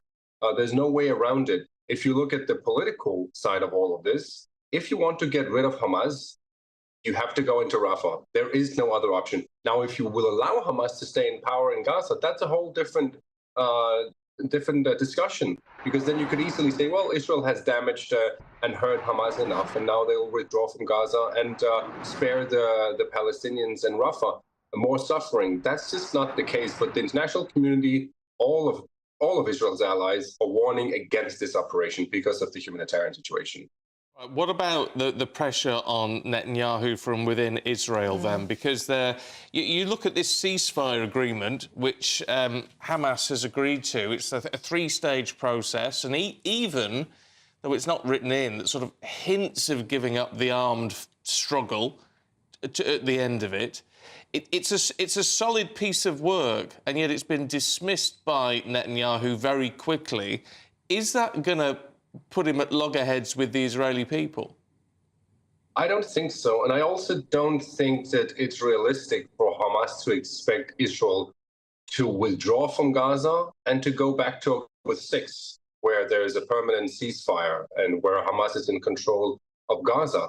I don't think any Israelis would like that. After what happened on October 7th, Hamas has promised that they will do this over and over and over. So it leaves Israel no choice. Hamas is not interested in a two-state solution. It's not interested in peace with Israel. It's interested in destroying the state of Israel. So the whole discussion about how to go into Rafah, when to do that, there are many different opinions in Israel about this particular issue. But the overall aim, which is to remove Hamas from power, I'm yet to find a single Israeli who says, yeah, we should allow them to stay in power. I suppose so if you look at... Yeah, go on. Sorry. No, I'm just saying, if you look at this proposal by Hamas, it's not being very flexible. First of all, it's only allowing 33 hostages to be released, which is nothing, really. They don't even know if they're dead or alive. And secondly, they're getting hundreds of Palestinian prisoners released from Israeli jail, some of whom have committed murder in prison life sentences. All I was going to say was that a lot of the dissent that I've read about towards Netanyahu in Jerusalem is people who think that he has put the priority of getting rid of Hamas above the safe release of those hostages. And there is that question mark about which one he should be focusing on more at the moment. No, that you're completely right about. And I think that he has done a horrendous job in managing all of this. I think it's been very clear from the beginning that for some reason the hostages were not the first priority. And even some of his far-right ministers have said it outright. The first priority is to destroy Hamas. Now, I think that that's an extremely ungrateful way to treat the public. It's breaking social contract. You cannot allow 250 people to be taken hostage and then not do everything possible to get these people out. I think that's atrocious, and I think most people in Israel think that this has been handled very, very badly, given that we still have 133 hostages held in Gaza. OK, Yotam Confino, good to see you, as always. Thank you. Thank you. OK, the time's 7:13. Let's take a look at some of the other stories coming into the newsroom. And the US and most EU nations are now set to avoid the inauguration of the Russian President Vladimir Putin. The ceremony will take place at the Kremlin today to swear in Putin for a new 6-year term as president. He's already a longer-serving leader than Joseph Stalin, with Putin holding a continuing position as president or prime minister since 1999. The Lib Dem leader, Sir Ed Davey, says he's going to table a motion of no confidence in the government today to try to pressure the Prime Minister to call the general election for June. Sir Ed says the disastrous local election results show the country has had enough of Rishi Sunak and his out-of-touch government. And finally, the annual Met Gala has taken place in New York. The theme of this year's event was Garden of Time, and it was hosted by Zendaya, Jennifer Lopez, Bad Bunny, and Chris Hemsworth.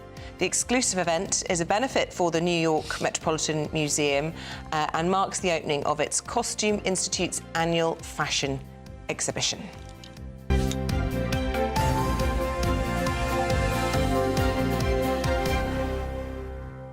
I'm just looking up Bad Bunny, who's a Puerto Rico rapper and singer. There you go. OK, good. Thank you for clarifying that. Just in case you were wondering. And I was just Googling who we were looking at on the red carpet there, because we'd listed all these people, but that was Sydney Sweeney, who in many ways is the woman of the hour. She was star of White Lotus and a number of big movies. She's also a huge Donald Trump fan, and she's seen as sort of a big, I don't know how you describe her, pin-up girl for the Republicans. Yeah. All right. Yeah. So Don't need a pin-up girl, do we? Apparently so. There you go. How old-fashioned. How old-fashioned. But yes, Bad Bunny. It's all very weird. It's so weird. I think the Met Gala is the weirdest event of all, and one that is quite fun to watch, but more as a kind of laughing at them rather than wishing you were there. And they would never think They'd never think that, and it's just ridiculous. But Emperor's New Clothes, isn't it? Yeah. The whole thing. Ridiculous. Go and get yourself to M&S and buy a nice frock. Right, let's have a look at the weather for you. Here's Craig. A brighter outlook with Box Solar, sponsors of weather on GB News. Hello there, welcome to your latest GB News weather forecast on the Met Office. Over the next couple of days, high pressure is starting to build in across the UK. That's introducing something a bit more dry and settled than what we've been used to. So out there, first thing this morning, a bit of a dull start for a lot of us, but there is some sunshine along the south coast of England, parts of Northern Ireland and the far north of Scotland. The cloud will be thick enough in places to produce some spots of rain, and a few showers may well just develop further south, but for most it is a drier picture compared to Monday. And come the afternoon, hopeful a lot of the UK will see some bright spells. The cloud will be stubborn across parts of Scotland and northeast England, so feeling quite chilly here right throughout the day. Into the evening, clearing skies initially, but that will allow some mist and a low cloud to form. And then towards the very end of the night, just watching this next band of cloud and rain, it may well just start to approach the far northwest of Scotland. Under the cloud cover, temperatures not falling much lower than around 8 to 10 degrees. But where we do see some clear skies, bit of a chilly start on Wednesday, but here we will see some sunshine. Elsewhere, a bit of a dull start, but the mist and low cloud will begin to burn away. So come the afternoon, I'm fairly optimistic. A lot of us seeing some sunny spells. The exceptions really across the very far northwest of Scotland, maybe the far northwest of Northern Ireland too. Here we see some cloud and some rain, but in the sunshine, feeling pleasantly warm, highs potentially reaching 20 or 21 degrees. That warm feeling inside from Boxed Boilers, sponsors of weather on GB News. So 20, 21 degrees. It really feels as though summer is just around the corner. And we want to make it sizzle for you with an incredible £20,000 in cash up for grabs in the latest Great British Giveaway. It's our biggest cash prize to date, and it could all be yours. Here's how.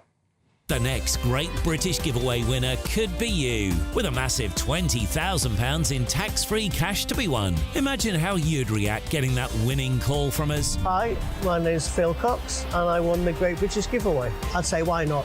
It's what is it? The price of a text and £2 to enter. And if I can win it, anybody can win it. And they're going to get even more money this time round, so why wouldn't you go in the draw? For another chance to win £20,000 in tax-free cash, text WIN to 63232.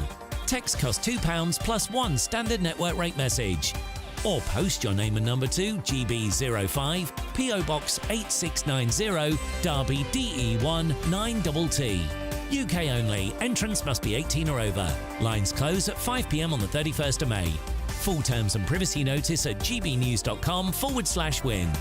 Please check the closing time if listening or watching on demand. Good luck. So I'm just thinking about our next guest. Are you singing in your head? I am singing in my head. Don't play that song again, reminding me of how it used to be. Oh, well done. Eurovision star Nikki French. She was our entrant in 2000. Anyway, we're going to talk to her about Eurovision in just a couple of minutes.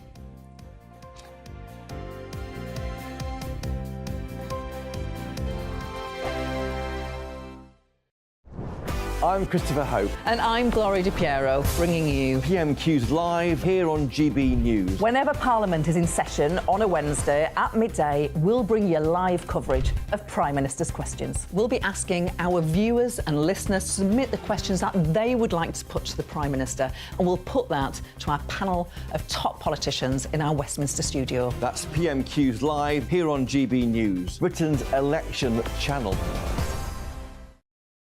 Join me, Camilla Tominey, every Sunday at 9:30 when I'll be interviewing the key players in British politics and taking them to task. This report basically says that he's not fit to stand trial. With an upcoming election looming over Westminster, now is the time for clear, honest answers. I agree. And that's precisely what I'll get. Is he indecisive?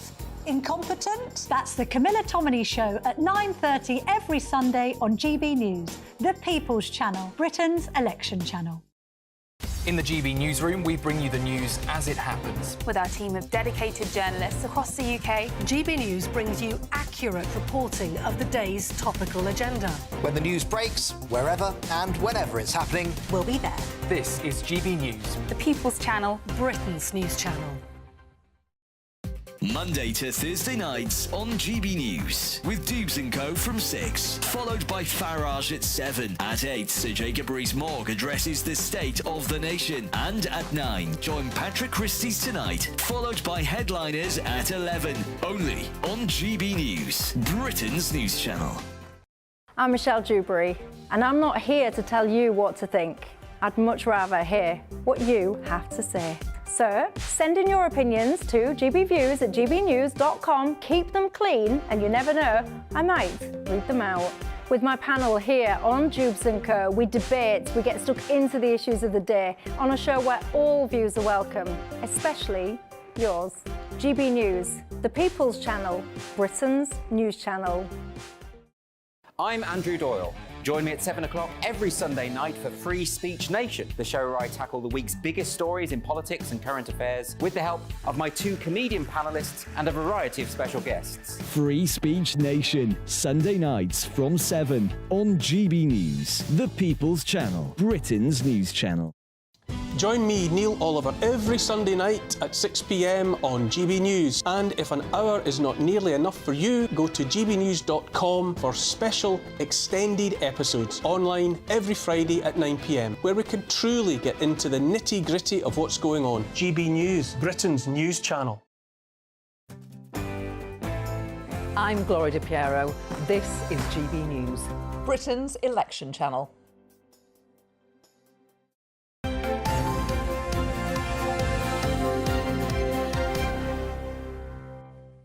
And I am looking forward to Saturday. Yeah, me too. Eurovision Song Contest. It's always a lot of fun. Iconic. Anyway, it's the semis kick off today, so we'll work out who actually gets into the final. We'll know a little bit later on in the week. But one woman who made it right to the very top and hit that stage back in 2000 is the one, the only Miss Nikki French. And she joins us. Hello, darling. Good to see you. Good morning. Good morning. Can I congratulate you on your rendition of the chorus of Don't Play That Song Again? Amazing. I never forget a word. I never forget a word. What are you thinking of this year's entrance? It's a mixed bag, to be honest. It's there's so many of them that are, to my mind, they're trying to shock or they're trying to send messages or whatever. You know, for me, I like a good old song. I like a song sung by a singer. And there's an awful lot that are doing sort of radical things this year. But the thing is, with Eurovision, nothing is radical anymore because it's all been done. Yeah, just singing a song would be quite radical, wouldn't it? A straightforward ballad. Just take us back to when you were there, and I guess just sort of some of the drama. And I've watched the film about what they sort of imply it's like to be as a contestant and the craziness and the parties. You know, how true is all of that? And when you look back, is it one of the best times of your life?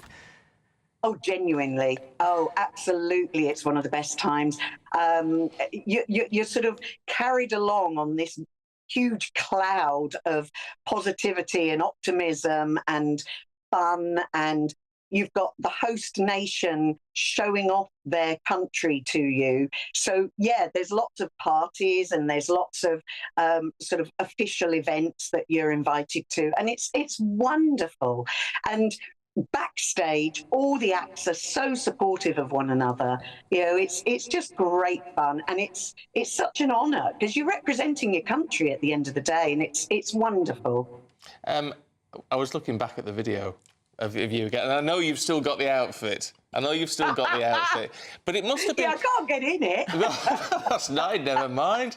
You just sort of think, when that first beat of music starts, it must be absolutely blooming terrifying. Yeah. Oh, it was. I walked out on the stage in semi-darkness because they're showing what are called the postcards at the side of the stage on these big screens to sort of introduce you. And I walked out and I looked out at the audience, and most of them couldn't see me because it was semi-dark. And I literally, my thought was, don't muck it up now, girl. You've dreamt of this for so many years. And that was it. And then the music started, and that 3 minutes was like whoosh. It was just gone in a flash. Well, thank goodness it went very well, and you didn't mess up your magical moment. I mean, you know, imagine if something terrible happened and you tripped, or it'd be awful, wouldn't it, with the world watching? What about the politics of Eurovision? Because you talk about all the fun and the parties, but a lot of people don't like it, do they? Because let's be honest, Britain often gets a bit of a flogging. We had success with Sam Ryder, but other times you feel like they've just decided they don't like us before we've got very far. Yeah, there's half the countries, you know how they're going to vote before the songs are even performed. Yeah, that's kind of true, but a lot of that is neighbourly voting, I think. Yes, there's politics in there. There's politics in everything. We know that. But I think a lot of it is to do with neighbourly voting. You hear an artist and a song that is played on your radio regularly because you know that artist. You know, it's like when one of the Westlife guys was representing Ireland, and so the UK was really keen because we knew him, we knew his stuff. And the whole thing with sort of Greece and Cyprus, etc., you know, I mean, the lovely Terry Wogan used to make that a fun aspect of the whole show. Whereas nowadays, yes, the politics gets in. Eurovision tries so hard to keep politics out of it as much as possible.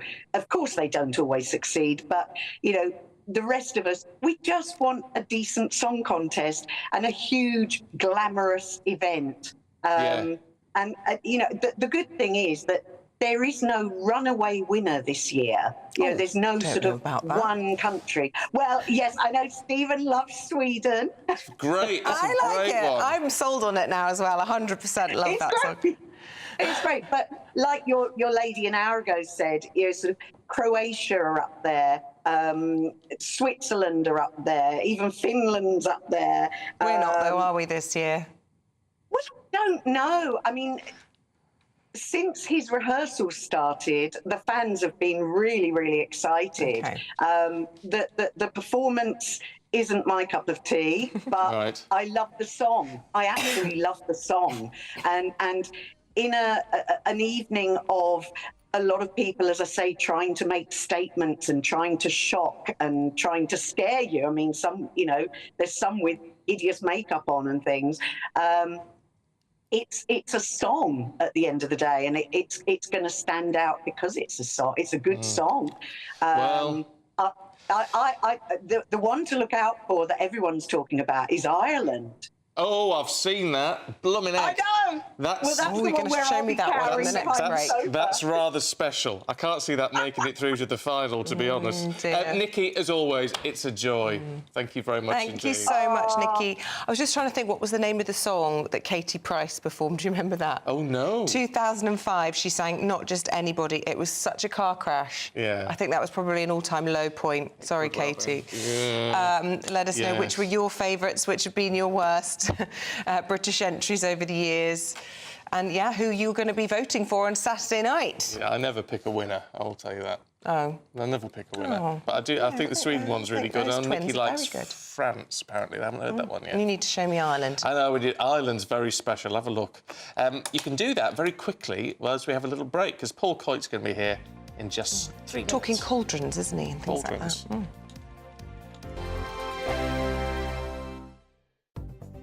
The latest GB News travel.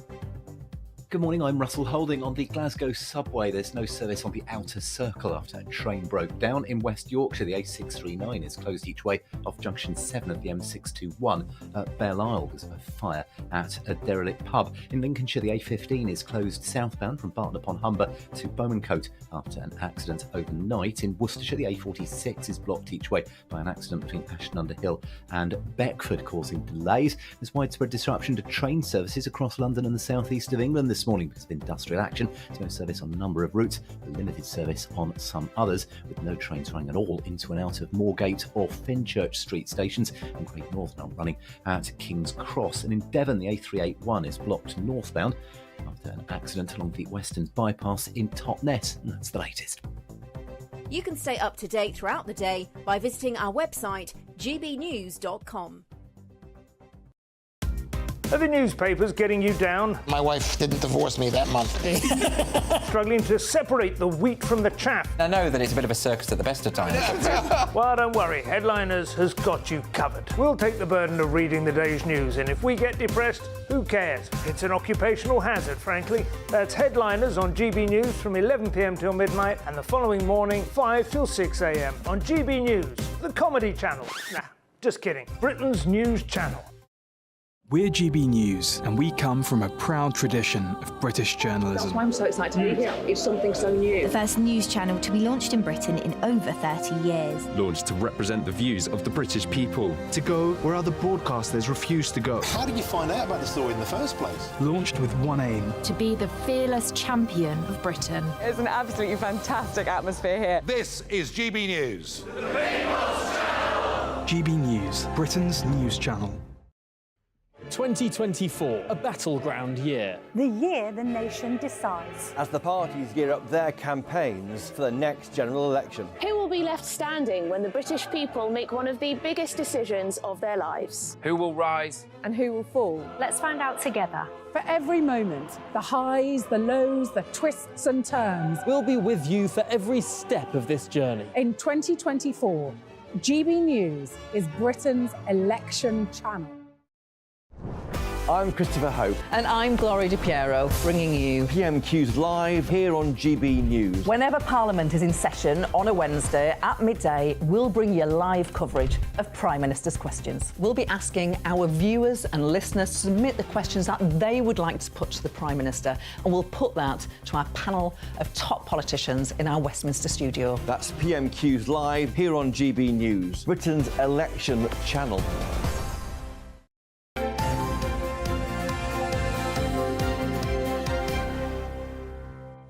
If you did look up Ireland in the break, I'm really sorry about that. That was fairly traumatic.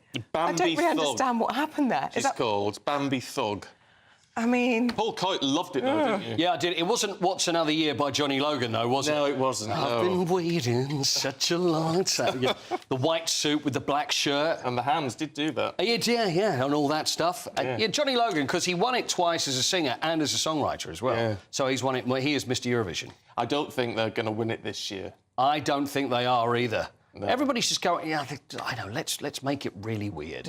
Let's make it really out there and see if we can do it. It's just a bit scary. Yeah. Ding Ding a Dong by Teachin The Dutch winner from 1975 was Oh, yeah, that was an absolute banger, wasn't it? Dig a dong. Oh, it's a wonderful song. Excellent. Right, and it sounded nothing like what I just did. I'm feeling quite confused. Can we talk about Kyron Wilson? Yes. Yeah, Kyron Wilson from Kettering. He has won the World Snooker Championship for the first time, so well done to him. Beat Jack Jones. Jack Jones, who was a qualifier. And from Wales, and never expected to get so far. 200-1 was Jack. And you know what? And Jack Jones, and it was in the final session, it looked like there was a chance he was going to get a maximum 147, which, you know, was just the ultimate, you know? Yeah. All reds and blacks and then finish off, but then he slipped up on one of the reds, but won the frame. Started coming back because he was 7-0 down after the first session. So disastrous start for Jack Jones. Slowly worked his way back, but Kyron Wilson was the champion. And I mentioned earlier, I love the fact that you very rarely see celebrations in the middle of the frame when he knew he'd pretty much won it, and he's just finishing off and he's hitting a red, and each time he's like, come on, get in there, and then he'd go over and play his next shot a little bit more. So he knew he'd won, but he was getting very, very excited. I need something to liven it up, don't they? I think so. I mean, maybe. Yeah. Is it definitely Chiron? Chiron, yeah.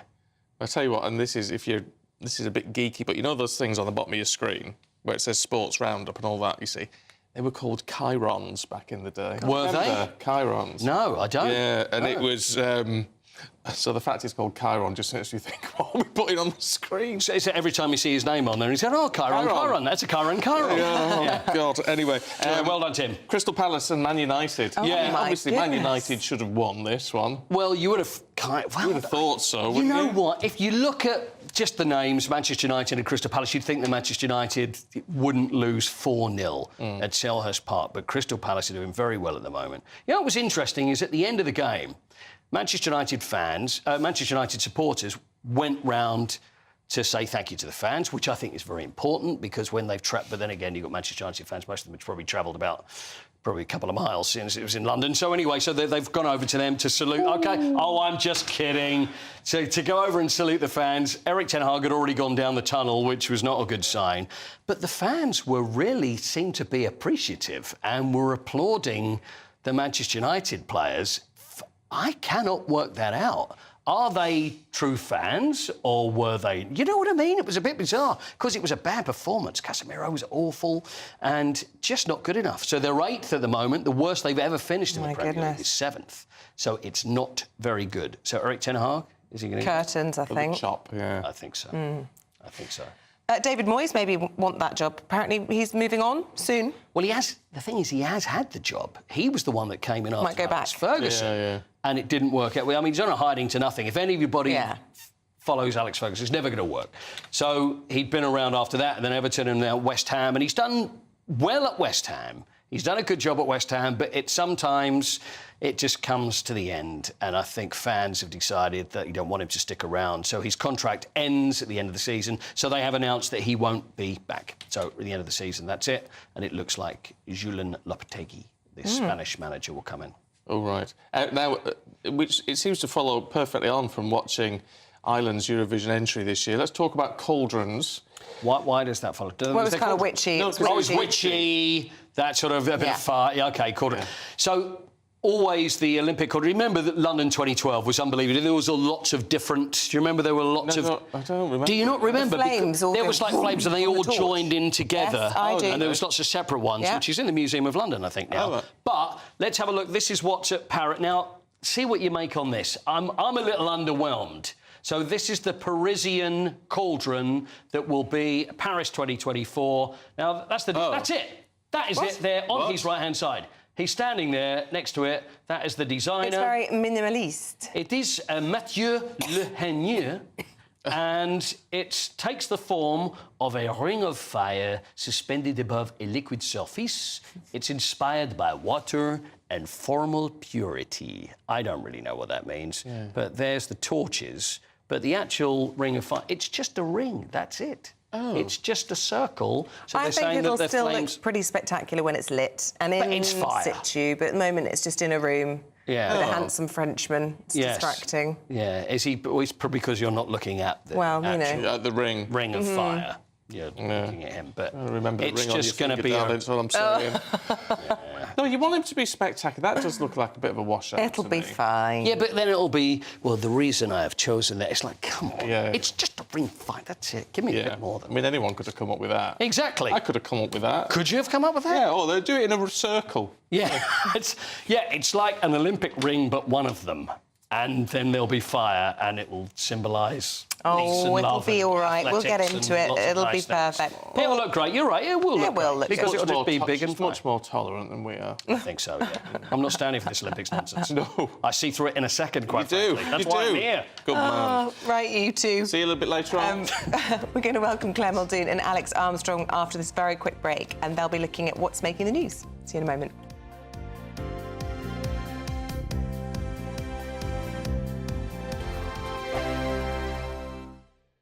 Free Speech Nation, Sunday nights from 7 p.m.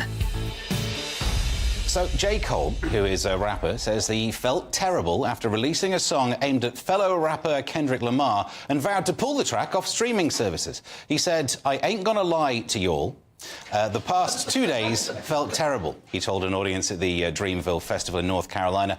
"I damn near had a relapse," he said. There's a lot of young people, especially, you know, that would look at that and they will take it not just as entertainment. It doesn't happen in any other form of art that I can think of. This is not happening in country music, is it? Well, it's the same. It's the same problem in both cases, isn't it? Who's doing the regulating? And surely it's each case on its merits, isn't it? You don't just ban a genre. Why is there such a lot of hatred for a man who usually would have trash-talked back to stand up and say, you know, this doesn't sit well with me and I love this guy? If we look at, I think his name was Cody Fisher, the semi-professional footballer who died in a club because someone stabbed him. Now, he was stabbed because he stepped on someone's trainers. This is the level of ego we're seeing from a lot of young men who don't have any output of being able to channel that energy, and a lot of it is stemming from cultures like football, hip-hop, these sorts of things. So I'm just saying it's refreshing to see a man who could have easily wiped the floor with his lyrics say, I don't have to, you know? That is interesting, isn't it? Because I took this interview in the wrong direction. It's not about pointing out the areas of concern. Actually, this story is saying, look, music and art can be giving you an example of how to live a slightly better life. That's free speech. Saying, sorry. I'm sorry, I choose not to fight back because I love you. It may look like a wimpy thing to do, but it's still free speech. You know what? I love you, Paul. Sorry about earlier. I'm Patrick Christie's. Every weeknight from 9, I bring you 2 hours of unmissable, explosive debate and headline-grabbing interviews. What impact has that had? We got death threats and the bomb threat and so on. Our job is to do what's in the best interest of our country. You made my argument for me. My guests and I tackle the issues that really matter with a sharp take on every story. I'm hearing it up and down the country. That was a beginning, not an end. Patrick Christie's tonight from 9 p.m. only on GB News, Britain's news channel. Every Saturday, 10 till 12, we'll bring you all of the news that you need to know. We'll also remind you that there is so much to smile about. It's my favourite time of the week. I get to relax, enjoy some light-hearted stories, and let Ellie teach me about fashion too. That's Saturday Morning Live, every Saturday, 10 till 12. Only on GB News, Britain's news channel. I'm Nana Acquia. This is GB News, Britain's news channel.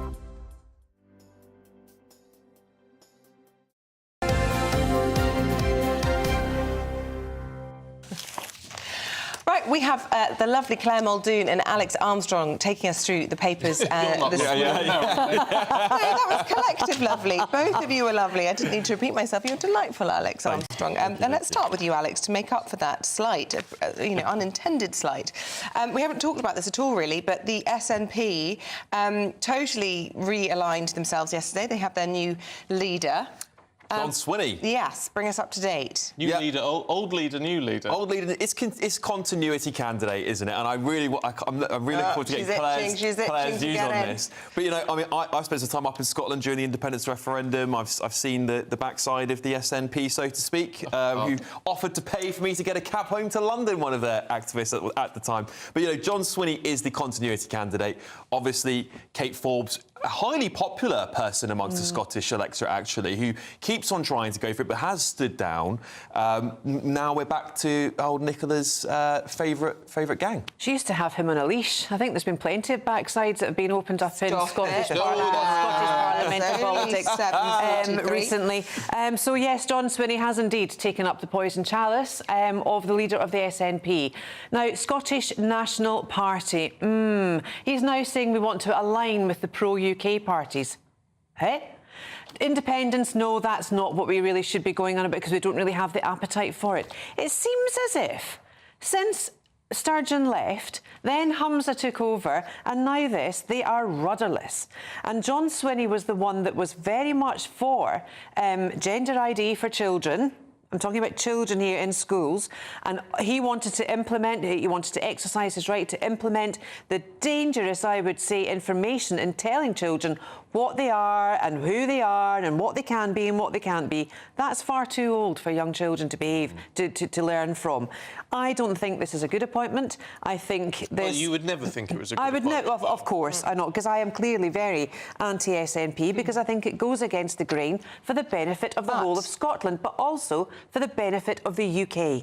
He's vowed to take the poison out of politics, and I'm sure that's something we can all...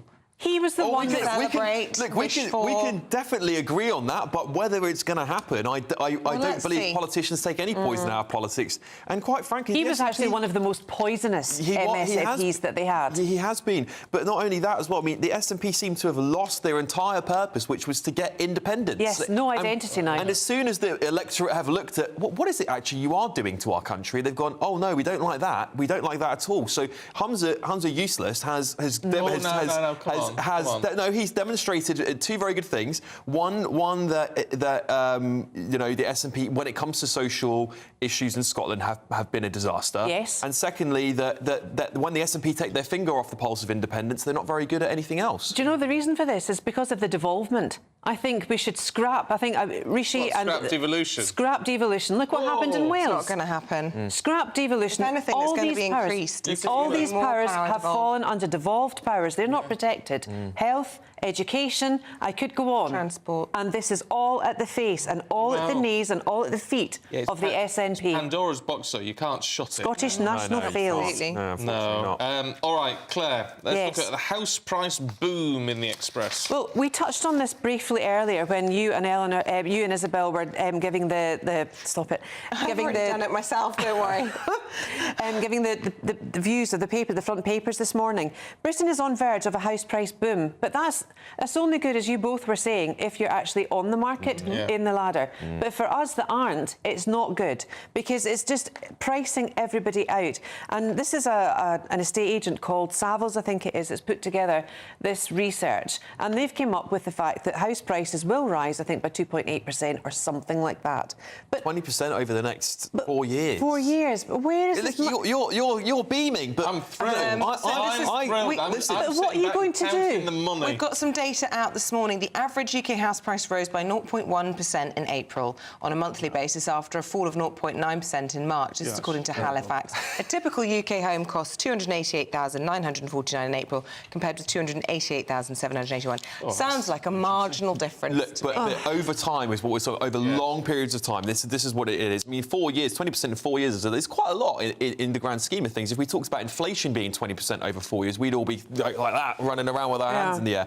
But so the reality is that house prices don't follow inflation. They don't follow. Well, it's obviously a supply and demand issue. There's not enough houses being built to sustain the amount of people we have in this country. So what you're going to get is a increase in people renting, which is going to drive money out of the economy into more of the landowners' homes, which means you are going to get a very, very dissatisfied group of young people, particularly who will be the electorate. Why does it drive money out of the economy? Well, what it does is it pushes the money from the poorest people who are trying to get on the housing ladder into more wealthy people's hands because they're the ones who own more than one property. So you don't, unless you're living with the landlord. People like myself have to rent, and we're paying extortionate rents year on year going up. I mean, my last landlord tried to put my rent up 300 quid a month. So, this is a lot of money people are talking about. Things that I could use to be saving for my first home, I can't because or that's putting going it back into rent. the economy to use. Landlords can only increase rent by 5%. I mean, that's can they? Is that real? That is in legislation. Interesting. I didn't know they could do that. Yes. So if they want to put it up any more than 5%, you can go, no, you can't do it. But anyway, any landlord that's making money off a fundamental human right, which is shelter, I've got a massive issue with. Well, there you go. You see, it's because you're all better people than me, and you're looking at the wider picture, and perhaps you'd be very good politicians. I'm afraid I am just going on personal situation and going, well, that's more money that the house is worth towards your retirement, which will fund my retirement, which is why a lot of us buy houses. Only if the price remains to increase. You know, so that it's not going to drop down to what I paid for it. Well, OK. Lucky you. What follows boom? Yes, crash. Bust. Get some bargains. Get some bargains, Britain. What about the cost of marriage? Because a lot of people we know say they can't afford to get married because they're trying to save for a house, and all of this ties into how expensive it is, particularly for young people, but obviously older people get married as well. This story's in the Express, Claire, page 2. My mum has always had this adage that the more expensive the wedding, the shorter the marriage. Yep, I agree. Which is what she tried to tell me when she was like, this is your budget.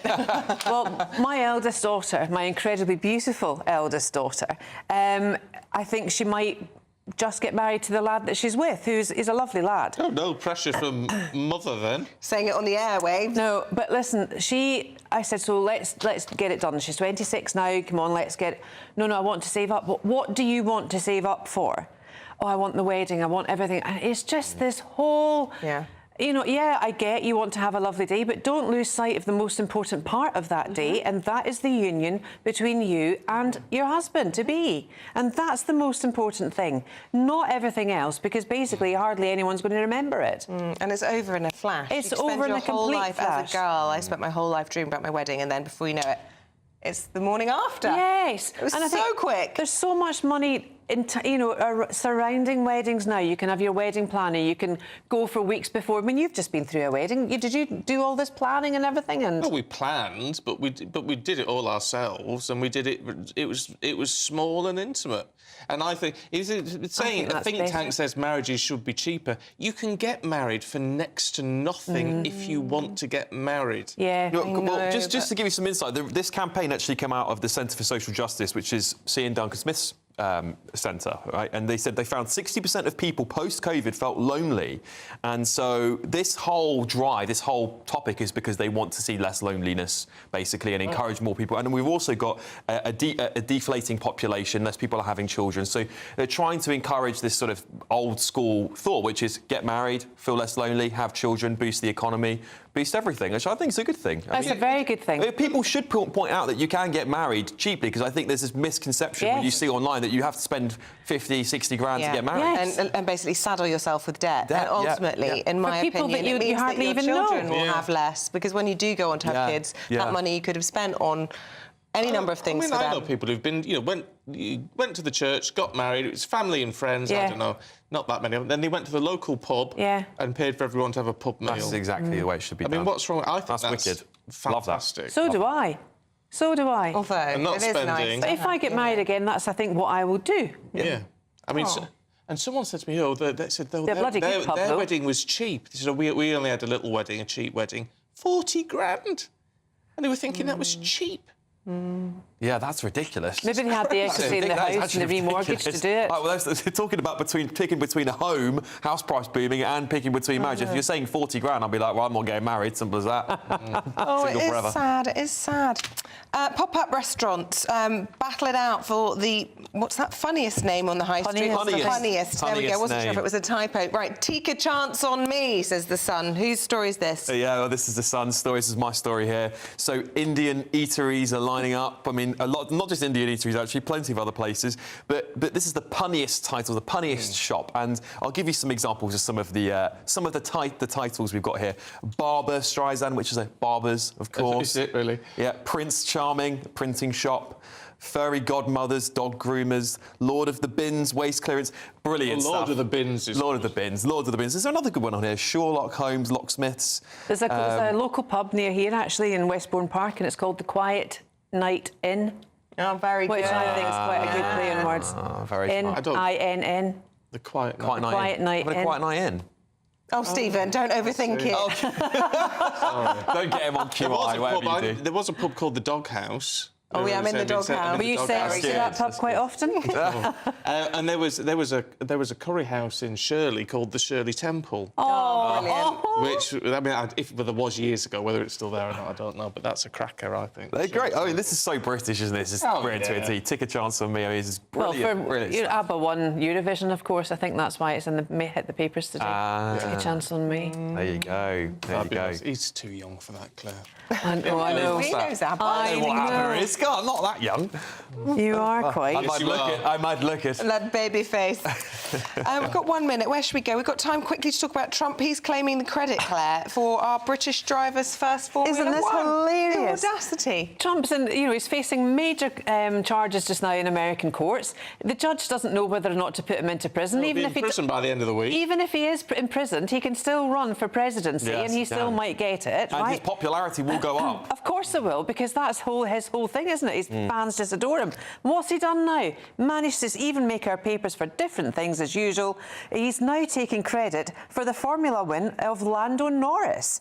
And he said, yeah, it's my fault. You actually can tell him, Alex, it's his lucky... Trump is his lucky charm. Say it. He never would have won if it wasn't for me. It never would have happened. I made Lando win, frankly. That's quite good. Yeah, OK, all right. Yeah, there we go. Very good. All right. Thank you both very much indeed. We'll see you a little bit later on. Thank you. Yeah. See you soon. Right, let's see what the weather's going to do for you today with Craig Snell. That warm feeling inside from Boxed Boilers, sponsors of weather on GB News. Hello there, welcome to your latest GB News weather forecast on the Met Office. Over the next couple of days, high pressure is starting to build in across the UK. That's introducing something a bit more dry and settled than what we've been used to. So out there, first thing this morning, a bit of a dull start for a lot of us, but there is some sunshine along the south coast of England, parts of Northern Ireland and the far north of Scotland. The cloud will be thick enough in places to produce some spots of rain, and a few showers may well just develop further south, but for most it is a drier picture compared to Monday. And come the afternoon, hopeful a lot of the UK will see some bright spells. The cloud will be stubborn across parts of Scotland and northeast England, so feeling quite chilly here right throughout the day. Into the evening, clearing skies initially, but that will allow some mist and a low cloud to form. And then towards the very end of the night, just watching this next band of cloud and rain, it may well just start to approach the far northwest of Scotland. Under the cloud cover, temperatures not falling much lower than around 8 to 10 degrees. But where we do see some clear skies, bit of a chilly start on Wednesday, but here we will see some sunshine. Elsewhere, a bit of a dull start, but the mist and low cloud will begin to burn away. So come the afternoon, I'm fairly optimistic. A lot of us seeing some sunny spells. The exceptions really across the very far northwest of Scotland, maybe the far northwest of Northern Ireland too. Here we see some cloud and some rain. But in the sunshine, feeling pleasantly warm, highs potentially reaching 20 or 21 degrees. Looks like things are heating up. Boxed Boilers, sponsors of weather on GB News.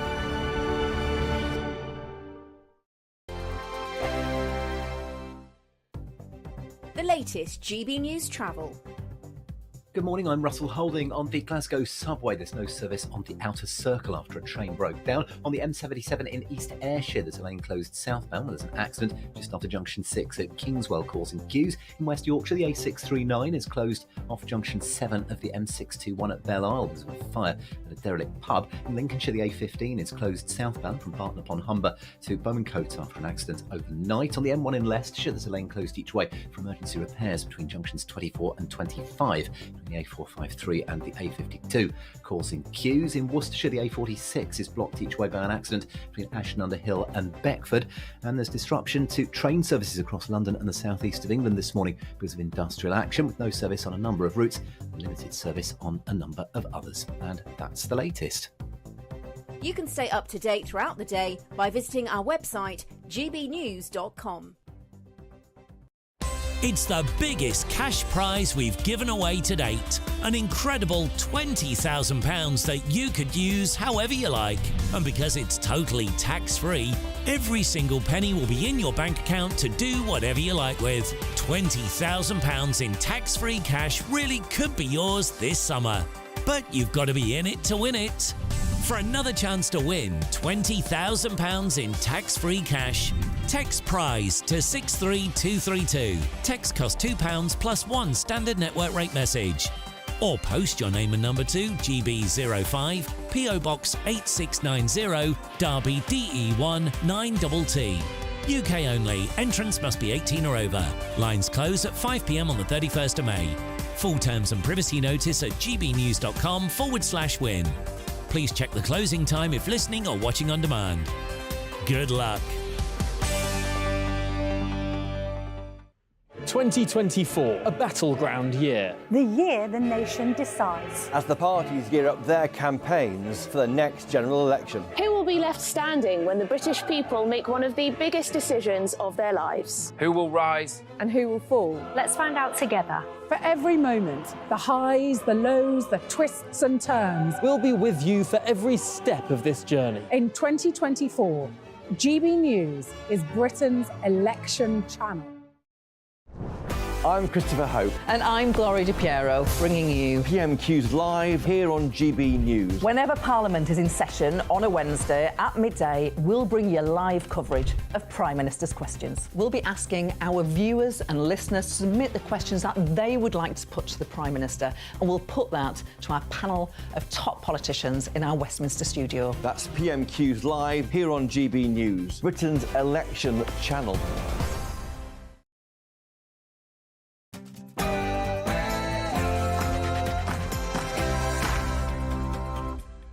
Good morning. It is about to turn 8 o'clock. It's Tuesday, the 7th of May. You're very welcome. Today, MPs set to be told of a massive Chinese hack in the military of defence targeting military personnel. We spoke to the Secretary of State for Work and Pensions, Mel Stride. This is a third-party data set that appears to have been compromised. That has been shut down immediately by the Ministry of Defence. Sunak has always taken a relatively dovish approach to China, but could this latest development herald a change of tack? Find out more with me very soon. Israel has begun operations in the Gazan city of Rafah after the Prime Minister, Benjamin Netanyahu, rejected Hamas's ceasefire. We'll be speaking to Tobias Elwood in just a moment. And the 68th edition of the Eurovision Song Contest kicks off today in Malmo. As the UK's Ollie Alexander vies for the top gong, we're going to be chatting to the 1981 winner Jay Aston from Bucks Fizz this hour. Really? Yes. Are you? Yes, we are. Really? Yeah. Really?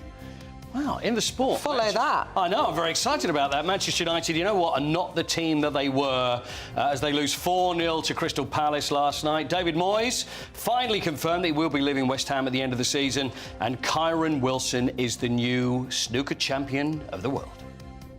Good morning. It was a rather mixed picture over the bank holiday weekend, but the good news is it is turning drier and brighter over the next few days. Find out more with me in a little bit.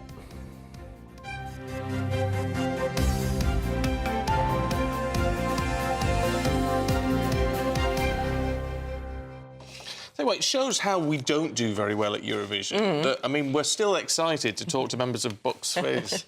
1981. Well, you know, that's just because they were so outstanding. It was. I mean, look, it caught the attention of the nation. We did it all at primary school and everything. Yeah. We had to Well, sing it you're a all bit along. older And than me, aren't you? yeah, a little bit, yeah. Just marginally. But it was so exciting at the time. Look back at it now, it's so dated and everything. Yeah, I don't see primary school children getting into Eurovision these days. Not in the same way No. as perhaps we did. But anyway. But there was less on the telly then. That's true, yeah, that's true. We only had 3 channels. You know. The good old days. Well, yeah, to do. And obviously the voting, try to get those connections over from wherever it was. Well, that can still be quite entertaining when it goes wrong. You know, they used to have to bounce the signal off the stratosphere. That's how they did it. Which is why they kept... Well, they use satellites, don't they? Well, that does bouncing. Yeah, but it's to a satellite rather than just bouncing it off the atmosphere. I mean, it was all very hit and miss whether you got a connection to Latvia, wasn't it? But it was... it was the good old... It was the heyday, some might say. The heyday. I'm showing my age. We better move on. The Ministry of Defence has been hacked. Fingers are pointing towards China. It's been confirmed by the Ministry of Defence to GB News that an external third-party payroll system was impacted, operated by a contractor which contained staff information, including names, bank details and, in a number of cases, home addresses. Well, they've told us it was immediately taken offline for a full security review, presumably. Payroll payments were made and there shouldn't be any future delays for anyone in the armed forces. Well, let's speak to Olivia Utley, our political correspondent, about all of this. And Olivia, as you were saying in the headlines there, Rishi Sunak has been characteristically dovish. He's aware of the economic importance of China. But lots of people, the likes of Ian Duncan-Smith and others who are a bit more hawkish, have been saying for some time now that this can't carry on like this. It seems like every week there's another, quite frankly, audacious incursion, whether it's a cyber attack or an arrest for espionage. So what do you think the reaction will be, and what will we hear from Grant Shapps a little bit later on? Well, absolutely. I mean, this is a pretty serious breach. It has been made clear that computer systems with sensitive Ministry of Defence information on them haven't actually been targeted. It's a separate payroll system. But still, this is active personnel who have been directly targeted by a third party who we at the moment assume is China. Now, this is really, really awkward for Rishi Sunak. As you say, Isabel, it is not by any means the first cyber attack of its kind. And in recent history, Sunak has been dovish. In the leadership contest with Liz Truss, Truss went really, really hard on China, saying that she would declare China an official threat to the UK. Rishi Sunak has said time and again that he doesn't think that the moment has come to do that. He says that it's really important economically to work with China, and also for issues related to climate change. He says it's important to work with China. But there are plenty in his parliamentary party who really disagree with him. Ian Duncan-Smith heads a little group of conservative rebels who are very, very worried about the threat from China and think it's time to essentially start treating China as a sort of rogue state, a military enemy. What can we expect here from Grant Shapps? Well, my expectation is that he will try and sort of fudge a little bit, toe a bit of a line. Will he say that now is the moment to declare China as a threat? A few months ago, it sounded a little bit as though Rishi Sunak was beginning to edge in that direction, and it would certainly help him in terms of his own parliamentary security if he could get some of those rebels like Ian Duncan-Smith back on side. So I think we can expect to see a bit of a toughening up of the position, but I don't think it'll go as far as people like Truss or Duncan-Smith would like to see. There's a real danger in doing that. I know people may think, yeah, great, we've got to sort of fight back, we've got to take a real stance against this.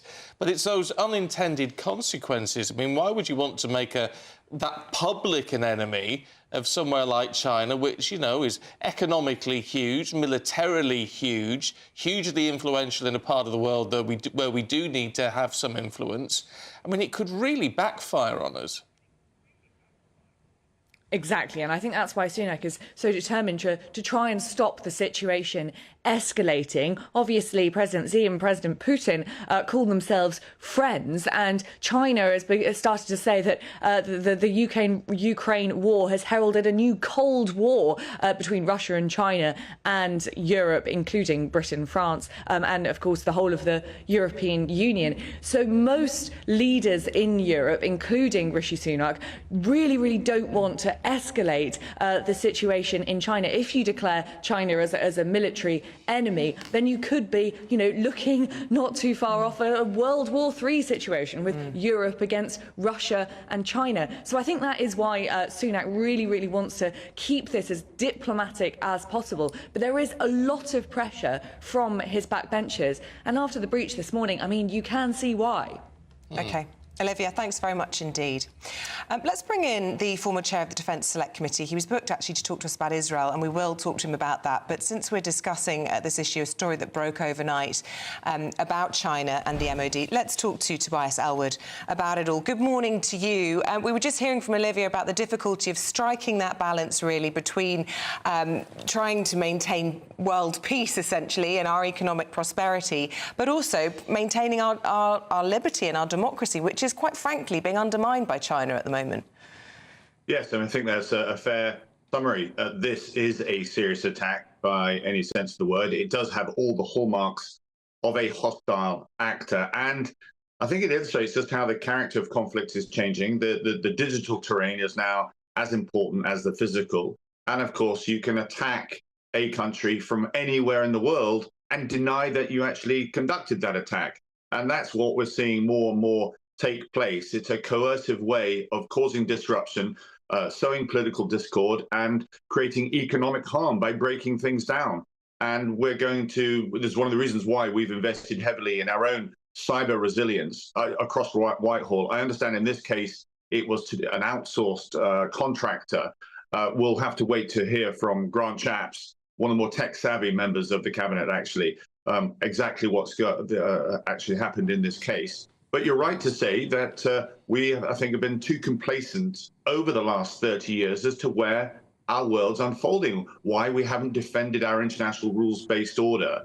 And China is on a clear mission. Make it really clear. They have a strategy of trying to sign up countries to their interpretation of our global order, which is competing with ours. And they are progressively going to challenge the United States' dominance technologically, economically, and indeed militarily.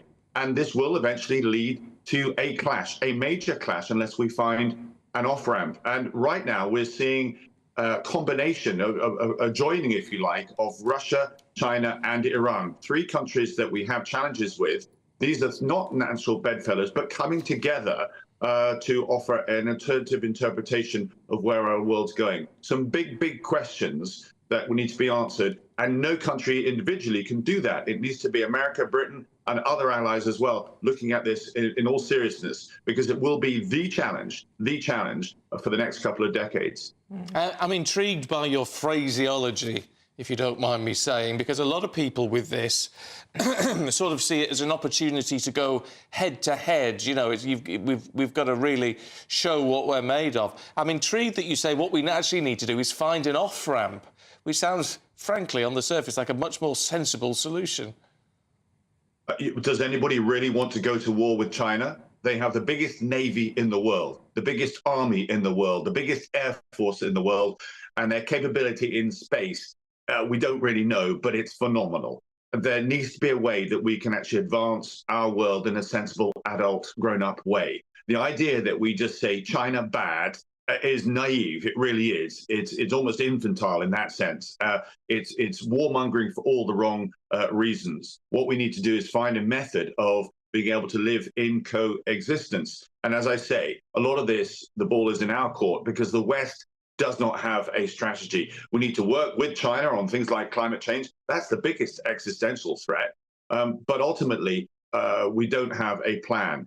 For me, it's the economics that's important. The last Cold War that we were part of, Russia, the Soviet Union, was pretty much independent.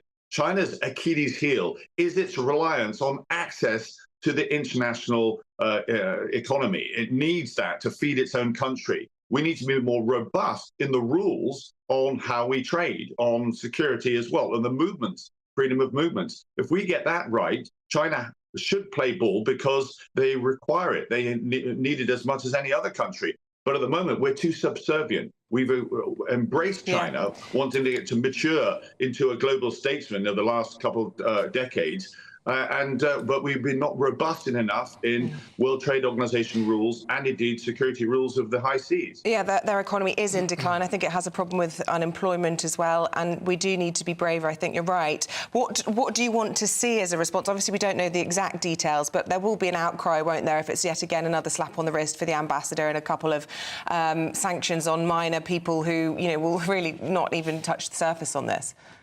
Yeah, I mean, there's one question I touched on it as how the character of war is changing. because there aren't really any penalties, international penalties out there, agreed punishments if somebody does a major security attack on that. So we need to agree some standards and values of what countries should be operating at. This should not happen where Russia or China are able to interfere either with in elections, for example, in the cyberspace, let alone a targeted attack as we've seen on the MOD. And then there is this wider strategic question as to where our countries go, where the approach of these two, as I say, spheres of influence are actually heading. Many countries, often in the global south, are actually stepping back, waiting to see which way the world is going to go. That's actually where we are. We've been so distracted by the war in Ukraine, by COVID and so forth, to see where our world is actually falling. We are in a very, very dangerous space indeed, and we're going to require some serious international statecraft to take us forward. OK, from one crisis to another then, I'm afraid to say. Let's have a look at the Middle East, should we? What are we to make of the current situation? We've got Israel, the IDF, currently in Rafah, and excuse me, apparently securing the Gazan side of the border there.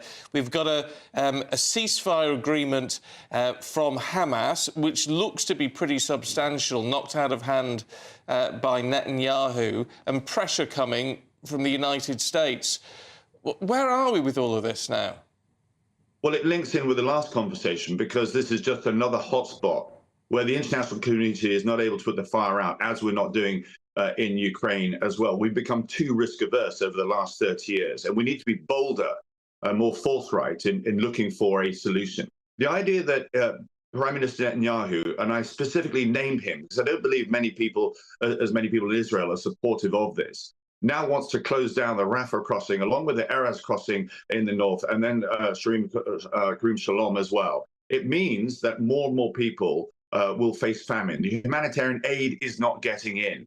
And that, of course, then will worsen relationships between Jerusalem, London, Paris, Brussels, and indeed Washington, D.C. It takes us further away from getting the hostages out, further away from getting some form of government structure or security structure that will actually work. So this is compounding the matters. Charging into Rafah with those tanks is as bad as charging into Gaza in the first place. There's an absence of strategy as to where Prime Minister Netanyahu wants to go with this. And we saw things escalate very quickly with Iran, and that could easily happen again. How critical do you think the protests that we're seeing, not only in America and the impact that that will have on the election there, but now at Oxbridge here in the UK in our election year, is that going to heap pressure on the West's reaction to what's happening? And we've seen, haven't we, probably, I think, the first munitions delivery from the United States delayed to Israel, probably linked to that very fact that there is a changing mood coming from Israel's traditional allies. Is that likely to continue, do you think? Well, just on those demonstrations themselves, we're absolutely right that this is a country where you're allowed to demonstrate. Universities are a place of freedom of expression. I was president of my own students' union when I was at Loughborough, and we went on a lot of rallies to make noise. That's absolutely the right and expectations, but it does need to be done peacefully and recognize that there are very much two sides to this. So yes, we want to get those crossings open, to get the aid in, to find a solution for the people of Gaza. But I do hope that those demonstrations will distance themselves from the Hamas leadership and their intentions. It's in the Hamas's own constitution to eradicate, to remove the existence of Israel. So we need to be careful as to how these demonstrations actually go. But yes, more widely, as I go back to that point, if you deny aid getting into Gaza, if the international community is having to build a maritime jetty so we can get our aid in, bypassing the land crossings from Israel, then Israel is clearly going to fall out increasingly with the international community, making, as I say, this situation all the more difficult to resolve. But our priority must be making sure that the food, the humanitarian aid, the water and so forth gets in to prevent famine, which the United Nations is very, very concerned about. And if we have to do that by bypassing Israel, then so be it. But as I say, that just compounds the situation, worsens relationship between Jerusalem, London and DC. OK. Tobias Elwood, really good to see you this morning, as always. Thank you. Thank you. OK.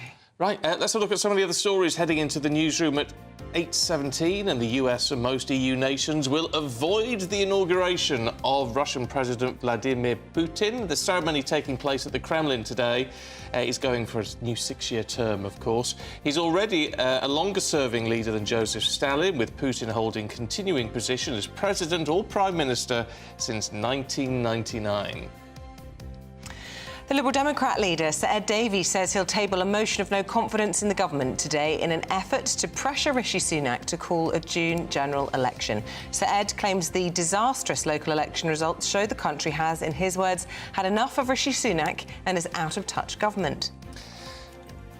And here's one to feast your eyes on. The annual Met Gala has taken place in New York. It's the one the Kardashians always bleat on about. Garden of Time was the theme. And this is Sydney Sweeney that I was telling you about. Sydney Sweeney, who's America's new darling. Right, there you go. Anyway, so there she is. It's all hosted by Zendaya, Jennifer Lopez, Bad Bunny, who's the fella? We had to Google. And Chris Hemsworth. It raises money for the New York Metropolitan Museum and marks the opening of its Costume Institute's annual fashion exhibit. Oh, I think that's Bad Bunny. Oh, there you go. Does look like a very bad bunny.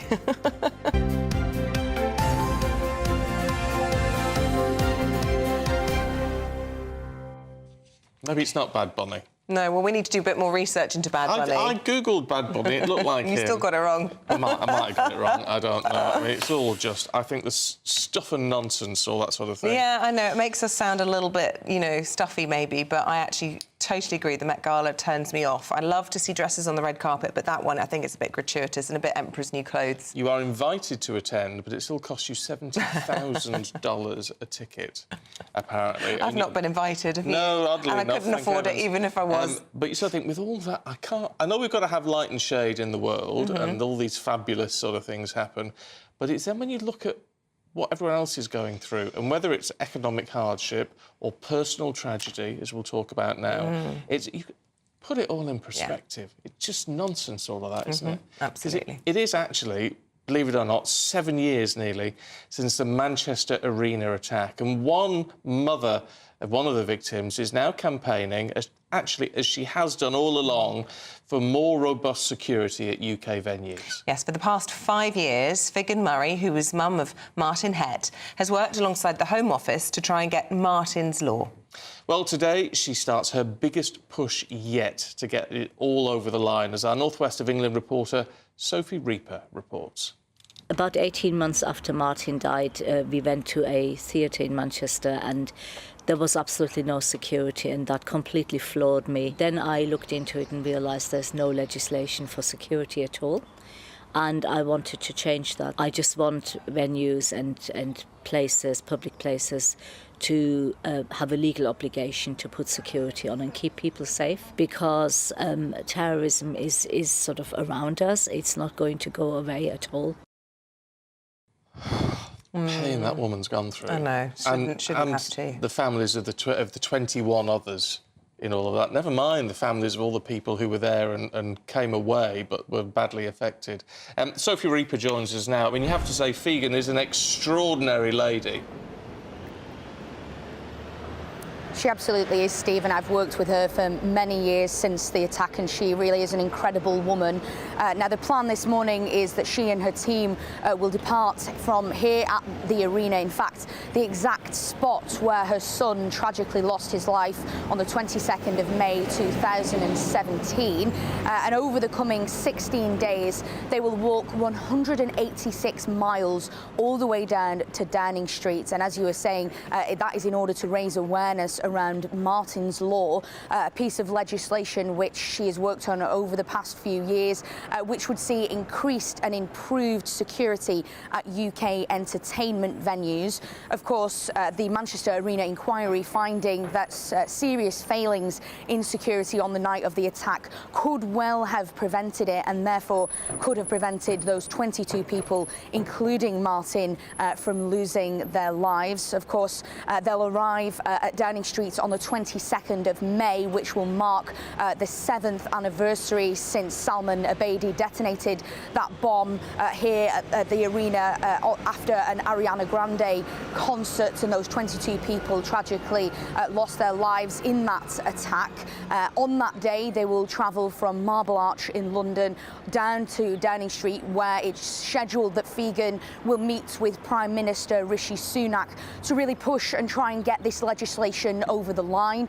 On that day, they'll also be joined by many survivors and families of victims of other terror attacks that have taken place in the UK, as well as a plethora of other celebrities and politicians whom are supporting Figen to try and get Martin's Law passed, because that legislation, as we know, is incredibly important, and to Figen and the other families of victims of terror in the UK want it so that it will never happen again. OK, good to see you for now. I know you're going to keep us up to date. As this goes on, actually, and it will be something to mark on the 22nd. Thanks very much indeed, Sophie. Thank you. Right, let's get a check on the forecast. Here's Craig Snell with everything you need to know. A brighter outlook with Box Solar, sponsors of weather on GB News. Hello there, welcome to your latest GB News weather forecast on the Met Office. Over the next couple of days, high pressure is starting to build in across the UK. That's introducing something a bit more dry and settled than what we've been used to. So out there, first thing this morning, a bit of a dull start for a lot of us, but there is some sunshine along the south coast of England, parts of Northern Ireland and the far north of Scotland. The cloud will be thick enough in places to produce some spots of rain, and a few showers may well just develop further south, but for most it is a drier picture compared to Monday. And come the afternoon, hopeful a lot of the UK will see some bright spells. The cloud will be stubborn across parts of Scotland and northeast England, so feeling quite chilly here right throughout the day. Into the evening, clearing skies initially, but that will allow some mist and a low cloud to form. And then towards the very end of the night, just watching this next band of cloud and rain, it may well just start to approach the far northwest of Scotland. Under the cloud cover, temperatures not falling much lower than around 8 to 10 degrees. But where we do see some clear skies, bit of a chilly start on Wednesday, but here we will see some sunshine. Elsewhere, a bit of a dull start, but the mist and low cloud will begin to burn away. So come the afternoon, I'm fairly optimistic. A lot of us seeing some sunny spells. The exceptions really across the very far northwest of Scotland, maybe the far northwest of Northern Ireland too. Here we'll see some cloud and some rain, but in the sunshine, feeling pleasantly warm, highs potentially reaching 20 or 21 degrees. That warm feeling inside from Boxed Boilers, sponsors of weather on GB News. A little bit of Eurovision fever today, aren't we? I think it's sort of starting. It started actually before the programme even began, when you introduced me to some of this year's entrants. I did. Well, it's nice to have a bit of uplifting music to get you going before 6 o'clock. But it is fun to look back as well, and look back we will, because coming up we're going to be speaking to one Eurovision winner. Who might that be? Oh, I don't know, but I might have a glass of Bucks Fizz. There you go. That's in a couple of minutes. Patrick Christie's Tonight, weekdays from 9 p.m. Today is a good day for the King, a good day for Britain. I'm sure you'll be hoping that those Not My King morons decide to give it a rest for a little while, because he is still dealing with an illness, isn't he? He's still dealing with an illness, and he appears to be dealing extremely well. I think he comes from the fact that he's extremely strong and fit. I think I understand that will help his treatment enormously.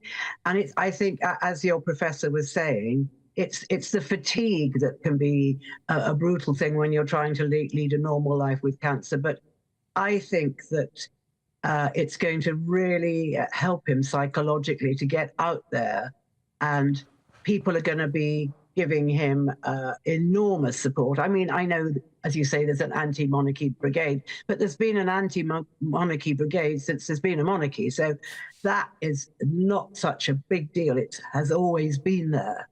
I feel that Charles is going to get a lot of support from the sort of joyousness of people seeing him. wishing him well. And I think that that's going to be immensely important to him. It's a very busy time, but I think a boost for William and Kate. William's out and about. We don't know about Kate, but I feel that the King will definitely. It's a very busy time coming up with the anniversary of D-Day in Normandy, which I know he will be desperate to be a part of. Then there's the big royal season, the trooping the colour, the Garter ceremony, royal ascot, and then he is hosting the Emperor and Empress of Japan at the end of June. So it's a absolutely packed month for someone that is presumably going to get very tired. Yes, indeed. I mean, if he gets through all of that, I think that will be absolutely massive, won't it? Join me, Camilla Tominey, every Sunday at 9:30 when I'll be interviewing the key players in British politics and taking them to task. This report basically says that he's not fit to stand trial. With an upcoming election looming over Westminster, now is the time for clear, honest answers. I agree. And that's precisely what I'll get. Is he indecisive?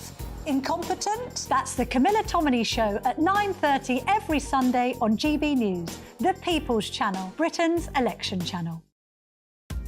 Are the newspapers getting you down? My wife didn't divorce me that month. Struggling to separate the wheat from the chaff? I know that it's a bit of a circus at the best of times. Well, don't worry. Headliners has got you covered. We'll take the burden of reading the day's news, and if we get depressed, who cares? It's an occupational hazard, frankly. That's Headliners on GB News from 11 p.m. till midnight, and the following morning, 5 till 6 a.m. on GB News, the comedy channel. Nah, just kidding. Britain's news channel.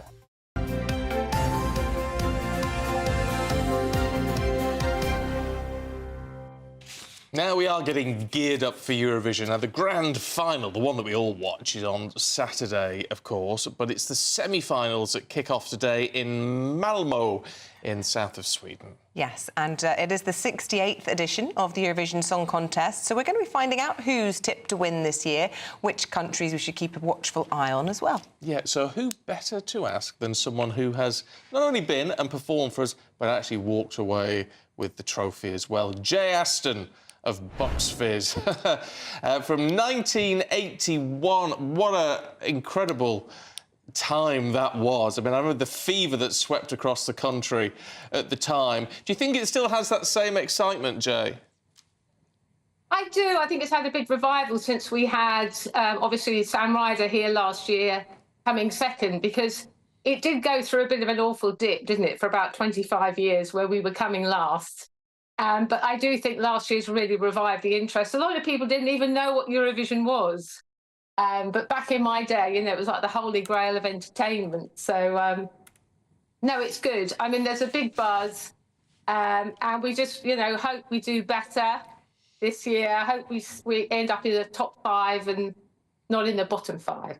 Well, what do you think our Ollie Alexander, who is our contestant this year's chances are looking like? Because it seems to be he's sort of splitting opinion. I think Sam Ryder was sort of popular from the get-go, wasn't he? And everybody loved him. And frankly, if it wasn't for Ukraine, we probably would have won. We would have won that. Yeah. Don't know that there's the same kind of momentum behind Ollie Alexander this time, if I could say. Yeah, he is a great performer, and he'll deliver on the night. I just think we've all been in agreement that the song doesn't quite deliver. It sort of starts promising and then it plateaus. It doesn't build. And we were hoping they do something really interesting with the production, which they kind of have done. I mean, visually, it's quite interesting. It's just very much for the sort of pink vote, and I don't know whether that will cross over, as much as we would need it. It's strong. He's great. It'll look good, but I don't think it's a winner. I think we'll be lucky to be on the right side of the leaderboard. Sadly. Who has caught your eye, Jay? Well, to be honest, there's not really one that I'm going, oh, wow, that's a clear winner. Apparently, it's called Baby Lasagna by Croatia. I've got to We've get been this hearing right. about Baby Lasagna. It's Rim Tim Taggy Dim.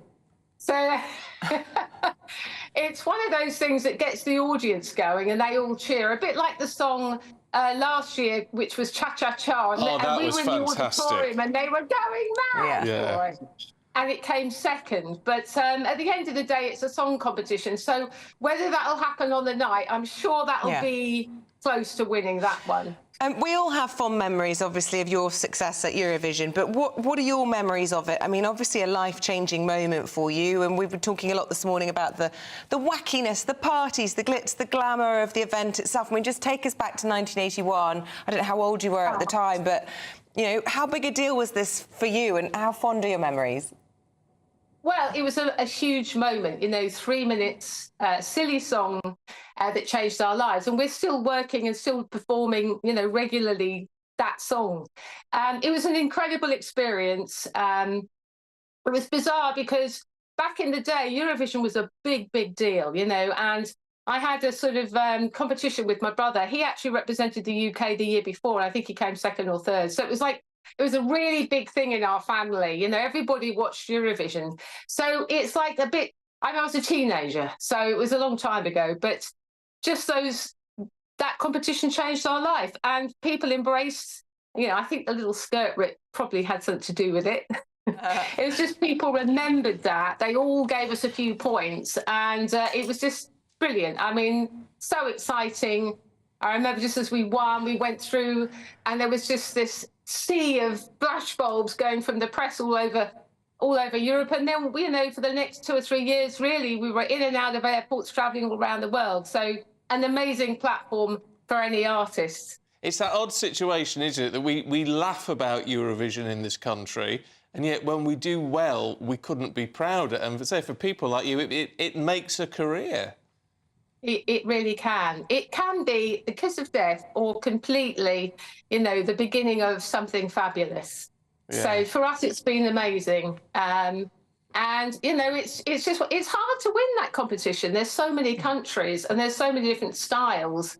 And some countries take it so seriously. I think, if anything, we probably don't. But as you don't do well, generally the interest wanes naturally. So I don't know. You know, I think there is a bit of a cult. I think there's a little bit of a cult of people who love it. I mean, we'll both be watching on Saturday night. I don't know if you get dressed up to watch it, have a couple of drinks or anything like that. People throw Eurovision parties. How will you be watching, Jay? Oh, I'll be watching. Cheryl's having a full-on Eurovision party at home, and she's already pinched my baklava. I brought some cakes to a gig. I went, oh, shall we give these to the band? She went, I want them for my Eurovision party. So they're all dressing up, and I know what they'll be eating. Well, there you go. Brilliant stuff, Jay. Really good to talk to you. Thank you very much indeed. Take care. Oh, good luck to Ollie on the night. Yeah, absolutely. Good luck, Ollie. I think he's going to need it. Yeah, I'm not a fan of the song. It's not my favourite. We like the Swedish entry this year, and it's their home performance. So... Yeah, but they always the thing I think about that is, would they want to win again?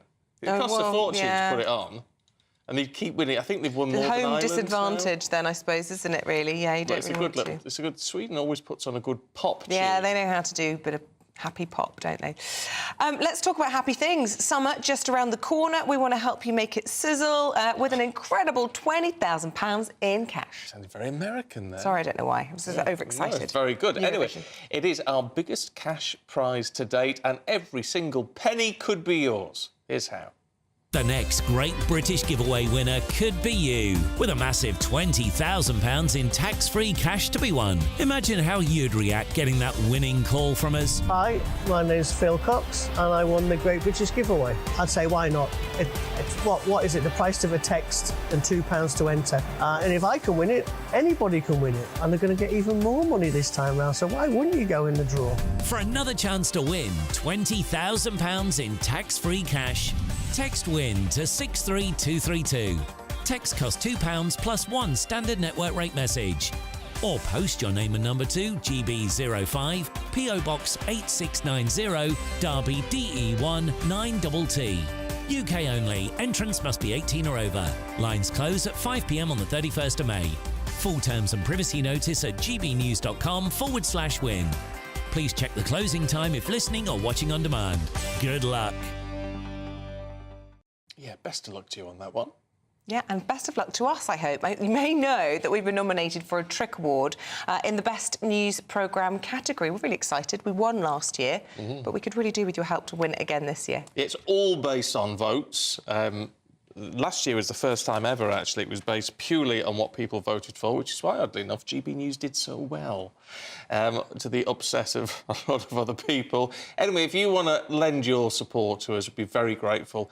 Go to poll-trick.org.uk. If you're scanning that QR code, someone message me and let me know if it works. It wasn't working yesterday. The website was down. Oh, dear. I think you can only vote once as well, so if you try to vote more than one time, it might not work, so just heads up on that. But keep those votes coming in, and we are very grateful for anybody who takes the time to do it, so thank you. Still to come, we've got all the sport with Paul Coit. That's in a couple of minutes.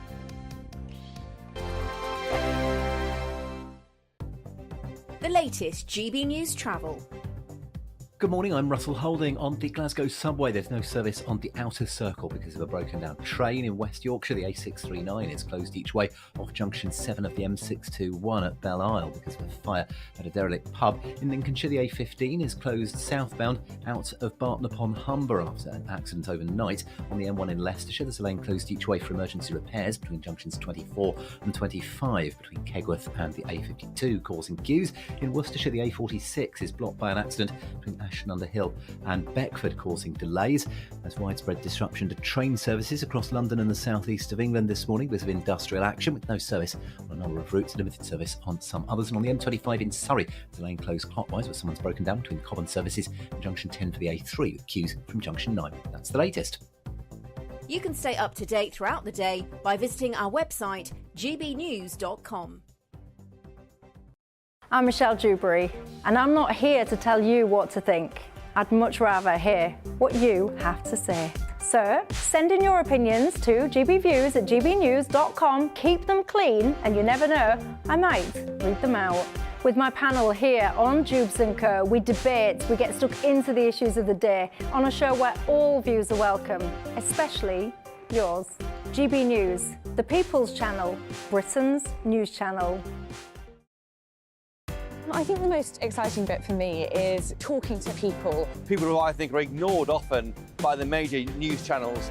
We're going to give news they want to hear. There's a voice there that needs to be heard. I think there's a chance here for a diversity of opinion to be expressed, which you don't find elsewhere. It's really exciting. We don't hold back. We're free to say how decisions that are taken here affect us all around the country. Only on GB News, the People's Channel, Britain's news channel. I'm Andrew Doyle. Join me at 7 o'clock every Sunday night for Free Speech Nation, the show where I tackle the week's biggest stories in politics and current affairs with the help of my two comedian panellists and a variety of special guests. Free Speech Nation, Sunday nights from 7 on GB News, the People's Channel, Britain's news channel. Monday to Thursday nights on GB News with Dubes & Co from 6, followed by Farage at 7. At 8, Sir Jacob Rees-Mogg addresses the state of the nation. And at 9, join Patrick Christie's Tonight, followed by Headliners at 11. Only on GB News, Britain's news channel. Every Sunday from 11, join Michael Portillo. There will be topical discussion, looking at the week before and the week to come. So kick back and relax at 11 a.m. on Sundays on GB News with me, Michael Portillo. GB News, the People's Channel, Britain's news channel.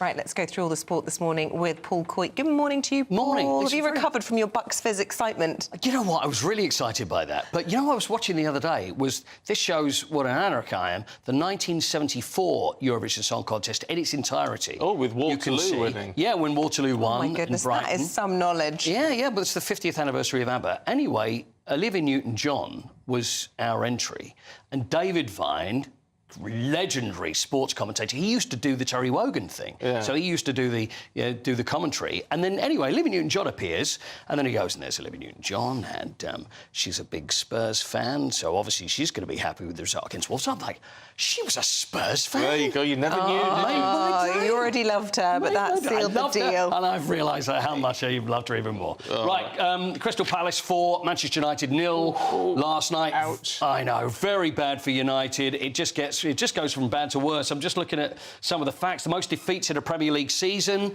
For them, they're currently on 13, and that's the worst ever. Never finished below 7th. They're currently 8th. Most goals conceded for Manchester United since 1977, and they've never finished minus when it comes to goal difference, and they're currently -1. So if you think that Erik ten Hag is going to be the manager next year and Ineos are going to stick with him, I would have another think about that. All right. I'd be surprised if he sticks around. Can we have a look forward to tonight? Oh, yes. Yeah, of course. We've got the Champions League semi-final, which is the second leg. Paris Saint-Germain will play Dortmund. So this is in Paris. So apparently, currently Dortmund are 1-0 up. And it will go to Paris, and then it's, Kylian Mbappe. They say the greatest player in the world. Who didn't? He wasn't so good last time, was he? He wasn't so good, that's right. And Jadon Sancho was the one who was really good. And looking at Manchester United, of course, he's a Manchester United player, and Erik ten Hag has been very, very impressed. And so maybe the feud is over because he's now thinking, yeah, we could really do with a decent player coming back again. So anyway, that's tonight. And then tomorrow night, the other semi-final, which is Real Madrid versus Bayern Munich, currently 2-2 at the moment. Can you bring us some more cauldron news, please? Oh, you want a bit more cauldron? Mathieu. You want to see the cauldron one more time? Yes, because we need to remind ourselves of how exciting cauldrons normally are for the Olympics. Blink and you'll miss it. That's it. That's it. That is the cauldron, by the way. Well, it's not lit, so it's not looking its best. It looks like a minimalist, Is that caravan the actual size fire. of it, though, as well? Well, or is that a model? This is what I've been thinking the whole time. Surely that's not the size of it. It's just Surely a prototype. That's the. I mean, the thing is, the shape. It's just a circle, and there's just going to be fire. So it's no amazing cauldron. It's always the most exciting part of the opening ceremony when the cauldron is lit. I would imagine it's something about 10, 15, 20 times the size. But can you imagine if they make it and they go, there you go, and you go, no, this is... Because if that is the actual one... Yes. In all seriousness, my fire pit is bigger. Yes. Yeah, but money saving. They could borrow that. Cost of living crisis, uses less fuel, maybe. You'd use a Swan Vestas to actually light the thing, and then that would be up and up it would go. It'll all be a bit underwhelming. Okay. I'm sure it'll be all very lovely. Underwhelming cauldron. It is underwhelming. Underwhelming. Absolutely. Say that in French. Absolutely. I'll work on that. You'll have it tomorrow. You'll have it by tomorrow. Thanks, Coity. Au revoir. Au revoir. I'll be ready for Eurovision, don't you worry. 0 point. Right, we've got the papers heading away in just a moment, thankfully. Clem Muldoon and Alex Armstrong will be here.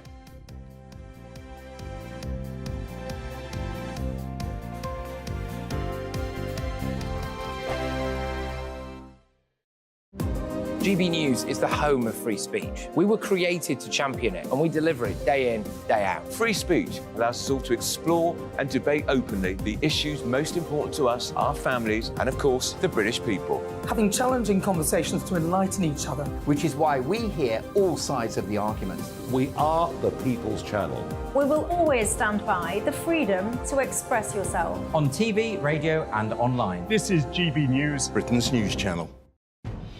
Good afternoon, Britain. Weekdays from midday.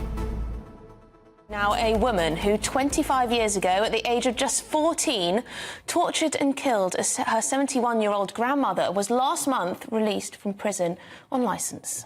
But this isn't the first time she's been let out. Sarah Davey has been bailed and re-incarcerated no less than 7 times. Well, to debate this, we're joined by former Detective Chief Inspector Colin Sutton, famed for catching the notorious killer of Millie Dowler, Levi Belfield, and GB News' own Patrick Christys. I think we have to qualify that where the killer is a child, and we have to accept that to consign somebody to be in prison for 60, 70 or 80 years is probably something that we ought to think twice about. So I understand why this happens. I understand the outrage. I really understand the outrage. I think that 14-year-olds who kill should be given a chance to rehabilitate? Yes, I do. Do I think that somebody who's had 7 such chances and blown them away deserves an 8th chance? Then probably I think that's a lot more doubtful. I would have thought that by chance, sort of 3 or 4, they'd have got the picture, but clearly not. Patrick, what do you make of it all? Well, some people are born evil, aren't they? And why should we have to suffer to have them back out on the streets? There are some crimes that are so serious that you should pay for it either with your life or for the rest of your life. This was a sadistic murder, the details of which absolutely cannot be read out on air at this particular time of day. There are three issues here. Is this justice for the families of victims? I just think a release like this is a slap in the face, really, to us all. It's another example of soft justice. And just because she's a child, well, she was old enough to commit the heinous crime she committed. I'm Patrick Christie's. Every weeknight from 9, I bring you 2 hours of unmissable, explosive debate and headline-grabbing interviews. What impact has that had? We got death threats and the bomb threats on. Our job is to do what's in the best interest of our country. You made my argument for me. My guests and I tackle the issues that really matter, with a sharp take on every story. I'm hearing it up and down the country. That was a beginning, not an end. Patrick Christie's tonight from 9 p.m. only on GB News, Britain's news channel.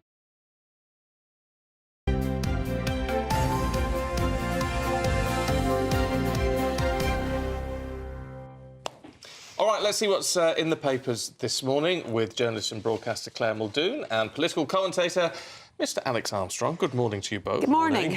Claire, let's have a look at the Mail Online, should we? Home Office loses 21,000 asylum seekers in 5 years.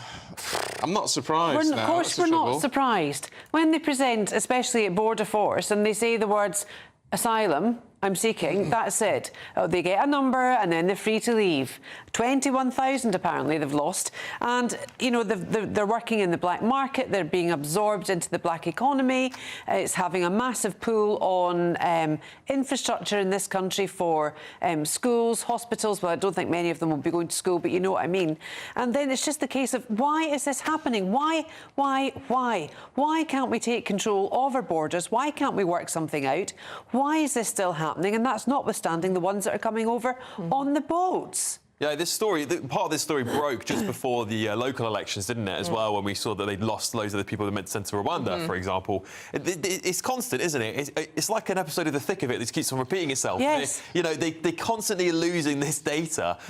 What are they doing there? Where is James Cleverly? I haven't heard from this bloke for months since he took over in the Home Office, so I don't really know what's going on. I think the public deserve an explanation as to how they're being run. I actually, coming to think of when I last saw James Cleverly, he was doing push-ups in the Downing Street garden with Rishi Sunak, who had failed to go for a run because his dog hadn't been Well, I'm compliant. sorry, that is not what they should be operating on at the moment. Illegal migrants are costing the taxpayer £14 billion in this country. The taxpayer is levied up to the hilt. Well, presumably, if they've gone missing, at least at that point, you'd assume then they're not living off the state. Well, they'd know where they were. You know, that's really important because they are going into black market jobs, as Claire correctly said. So they're not paying tax. They're not paying tax. No. And the law enforcement, which is paid for by us, is then being used to try and track them down. Yes. But, you know, they're not in those hotel rooms, at least. I don't know. All right, let's have something to smile about and talk about Heineken, Alex, which obviously reaches the parts of the country other beers cannot. Indeed, it does.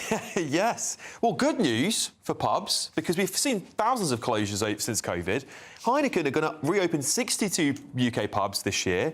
They're investing £39 million into the Star Pubs chain. So they're going to be helping to reverse that terrible swathe of pubs that closed post-COVID. At least 62 are going to be opening this year, hopefully. They're going to put a ton of investment into it, and they're planning for more than 600 eventually, supposedly. Is that UK-wide? UK-wide, all up and down the country. Have they had pubs before in this country? Yes, Star, the own Star. The own Star, yeah. I've never heard of them before. Well, you don't often know the sort of chain behind it all. It's like... But yeah, so there's quite a few already. But It's great. I just think this is really... I don't know what's driven it, but they want to invest £39 million Do you know into what's the economy. driven it? It's great. Well, I'm such a cynic, but you know that all that press last week about the Bullner's cider orchards where they'd torn down something like 300 trees. Oh, really? Yeah, 300 acres, of apple trees.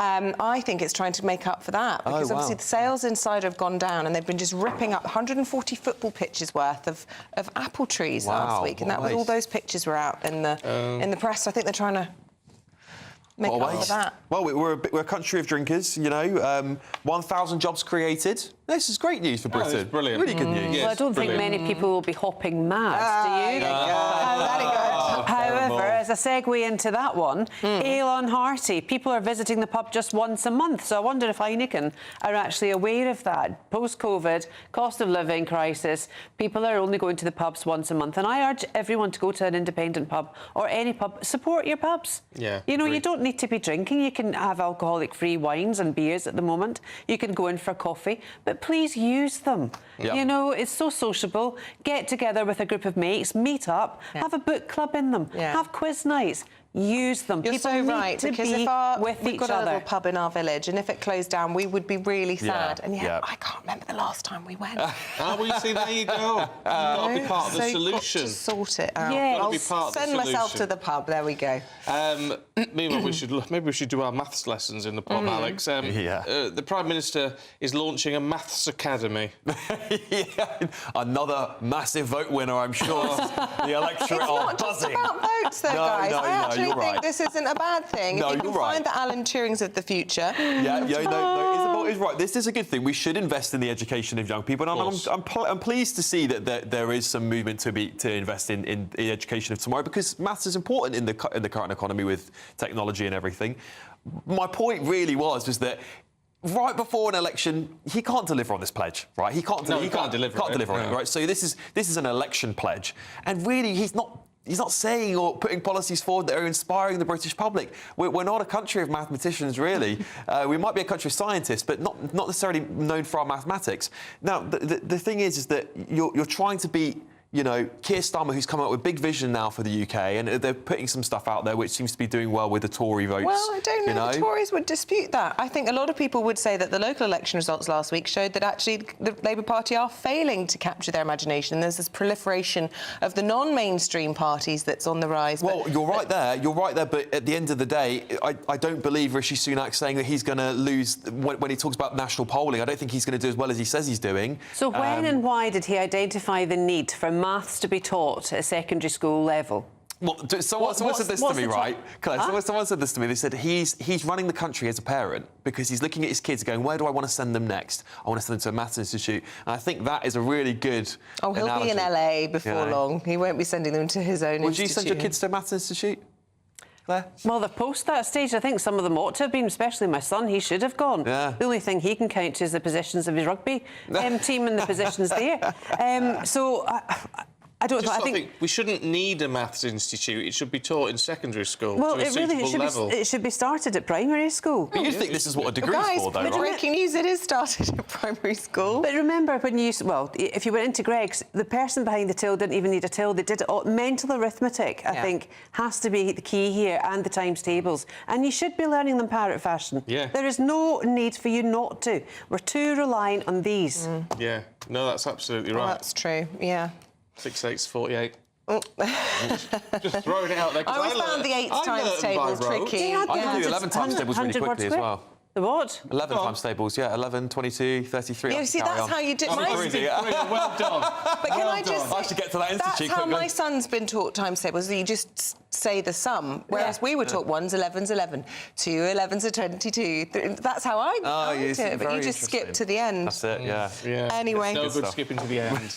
You've got to put the effort in. All right, okay, I remember. You're going wrong in a lot of things, These Gen Zs, I don't know. Well, look, good to see you both this morning. And Thank you very too. much indeed.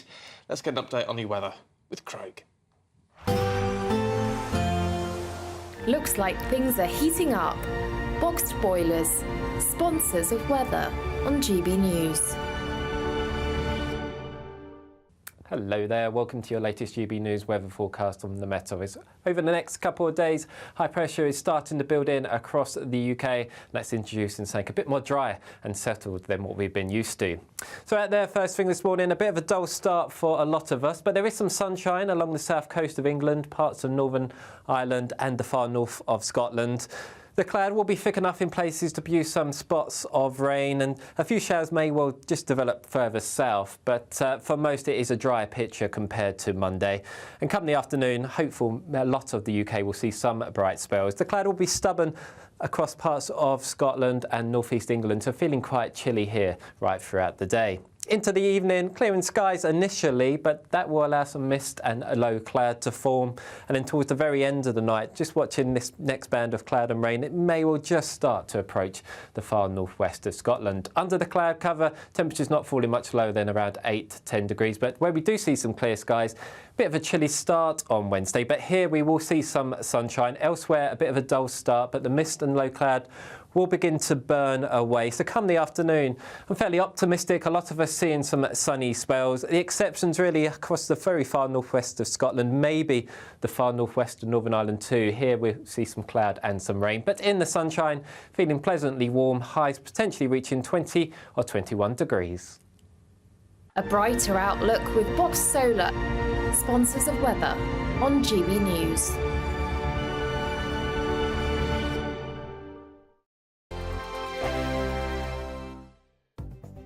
The latest GB News travel.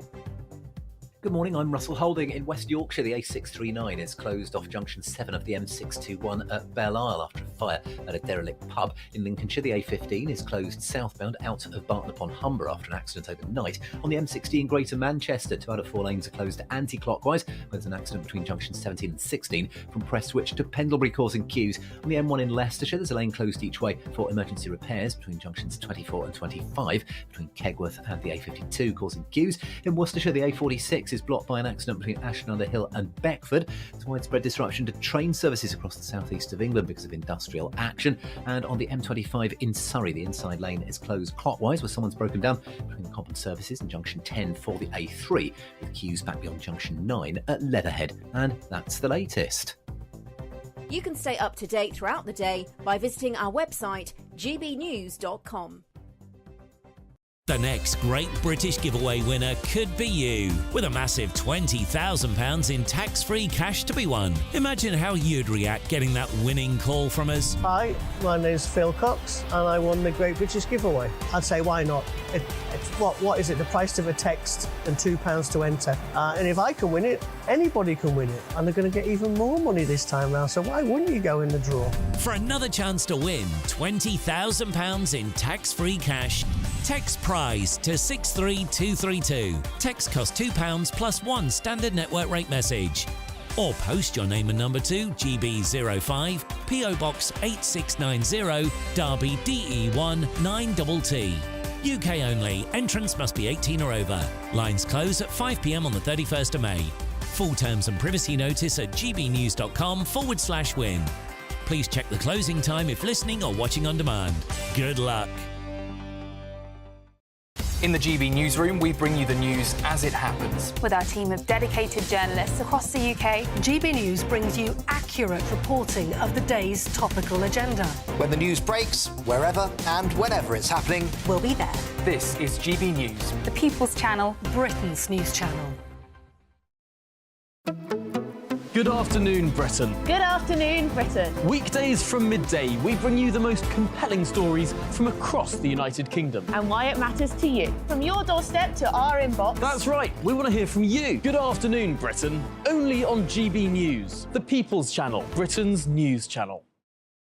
Join me, Neil Oliver, every Sunday night at 6 p.m. on GB News. And if an hour is not nearly enough for you, go to gbnews.com for special extended episodes online every Friday at 9 p.m, where we can truly get into the nitty-gritty of what's going on. GB News, Britain's news channel.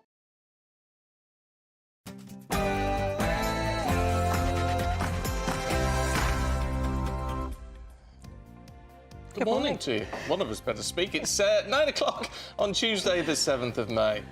Today, MPs are set to be told of a massive Chinese hack in the Ministry of Defence targeting military personnel. Earlier, we spoke to the Secretary of State for Work and Pensions, Mel Stride, about it. This is a third-party data set that appears to have been compromised. That has been shut down immediately by the Ministry of Defence.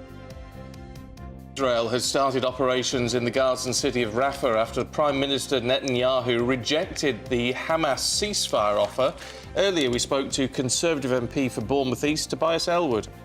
Charging into Rafah with those tanks is as bad as charging into Gaza in the first place. There's an absence of strategy as to where Prime Minister Netanyahu wants to go with this.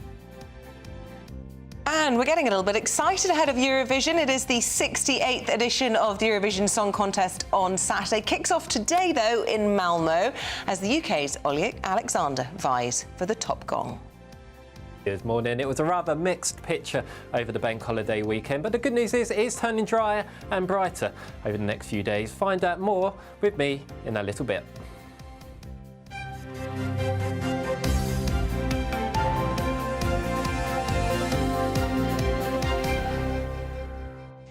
It does seem rather strange that we're talking about Eurovision, I mean, the beginning of the semis, which is what happens today, and then some people get weeded out, and then you get your finals on Saturday. Because it always just used to be that you did the Saturday. I know, they've eked it out, though, and that's fine by me. It just means more drama, more jeopardy, more shows, more parties. Oh. Yeah. Well, fair enough. But mind you, we don't necessarily need that because you've been doing such great renditions for us this morning in the advert break. He's been singing his little heart out. Yeah, why not? We're not convinced, though, about our UK entry this year. No. I think it's going to be hard to follow Sam Ryder's success last year. Well, it was the year before. Oh, sorry. Thanks very much indeed. Where were we last year? How did we do? Yeah, we did very badly last year. Oh, right, OK. So we'll be fine then. We'll do better than that. In fact, you've just wiped her out of your memory. I can't even remember I can't remember her name either. Yeah, but Sam Ryder is a hard act to follow, is what I was trying to say. But it's all being controversial and say I didn't like the Sam Ryder song. That is controversial. Yeah, I loved it. I really loved it. But maybe it wasn't very Eurovision, actually. No. It was actually transcending Eurovision into sort of normal pop. Yeah. Not that I'm an expert in these things. like a bit of pop on all of this, but there you go. Let us know your thoughts. gbnews.com/your say this morning if you want to get in touch. Right, to our top story this morning, and the Ministry of Defence has been hacked, and all fingers this morning are pointing towards China. Yeah, the MOD confirming to GB News that an external payroll system was impacted, is how they've phrased it. Impacted, hacked, basically. It's operated by a contractor. It contains staff information of people serving in the armed forces, names, bank details, and in some cases, home addresses. Yeah, which, of course, really worrying for all of those who've been affected. They've told us this was immediately dealt with and a full review will now take place. Payroll payments were made at the end of last month. They don't expect any future delays, of course, although that remains to be seen pending this review. Let's talk to our political correspondent, Olivia Utley, who's in Westminster for us. So we are going to get more information this afternoon, are we? We will get more information this afternoon. At the moment, all we know is this payroll system from the Ministry of Defence was hacked, compromising the details of serving military personnel. We've been assured that no sensitive information on Ministry of Defence actual computers has been accessed, but still, it is a pretty big data breach. It's very awkward for Rishi Sunak. Sunak has consistently been pretty dovish about China in the leadership race in 2022 when he was against Liz Truss. Truss said over and over again that if she were Prime Minister, she would designate China as an official threat to the UK. Rishi Sunak said that he wouldn't do that, and in office he has repeated again and again that he sees China as an important economic, not ally, but maintaining ties with China is important for Britain's economy. He's also said that it's very important to keep ties with China for the sake of the climate. There are plenty of Conservative MPs who very much disagree with Rishi Sunak. They call themselves the China Hawks. Ian Duncan-Smith, former party leader, is among them. And there will be fuel to their fire today after this new breach. It'll be really interesting to see what Rishi Sunak and Grant Shapps do to respond to this. Will they go the whole hog and finally designate China as a threat, or will they fudge it somehow and try and maintain those links with China while keeping their own backbenchers on side?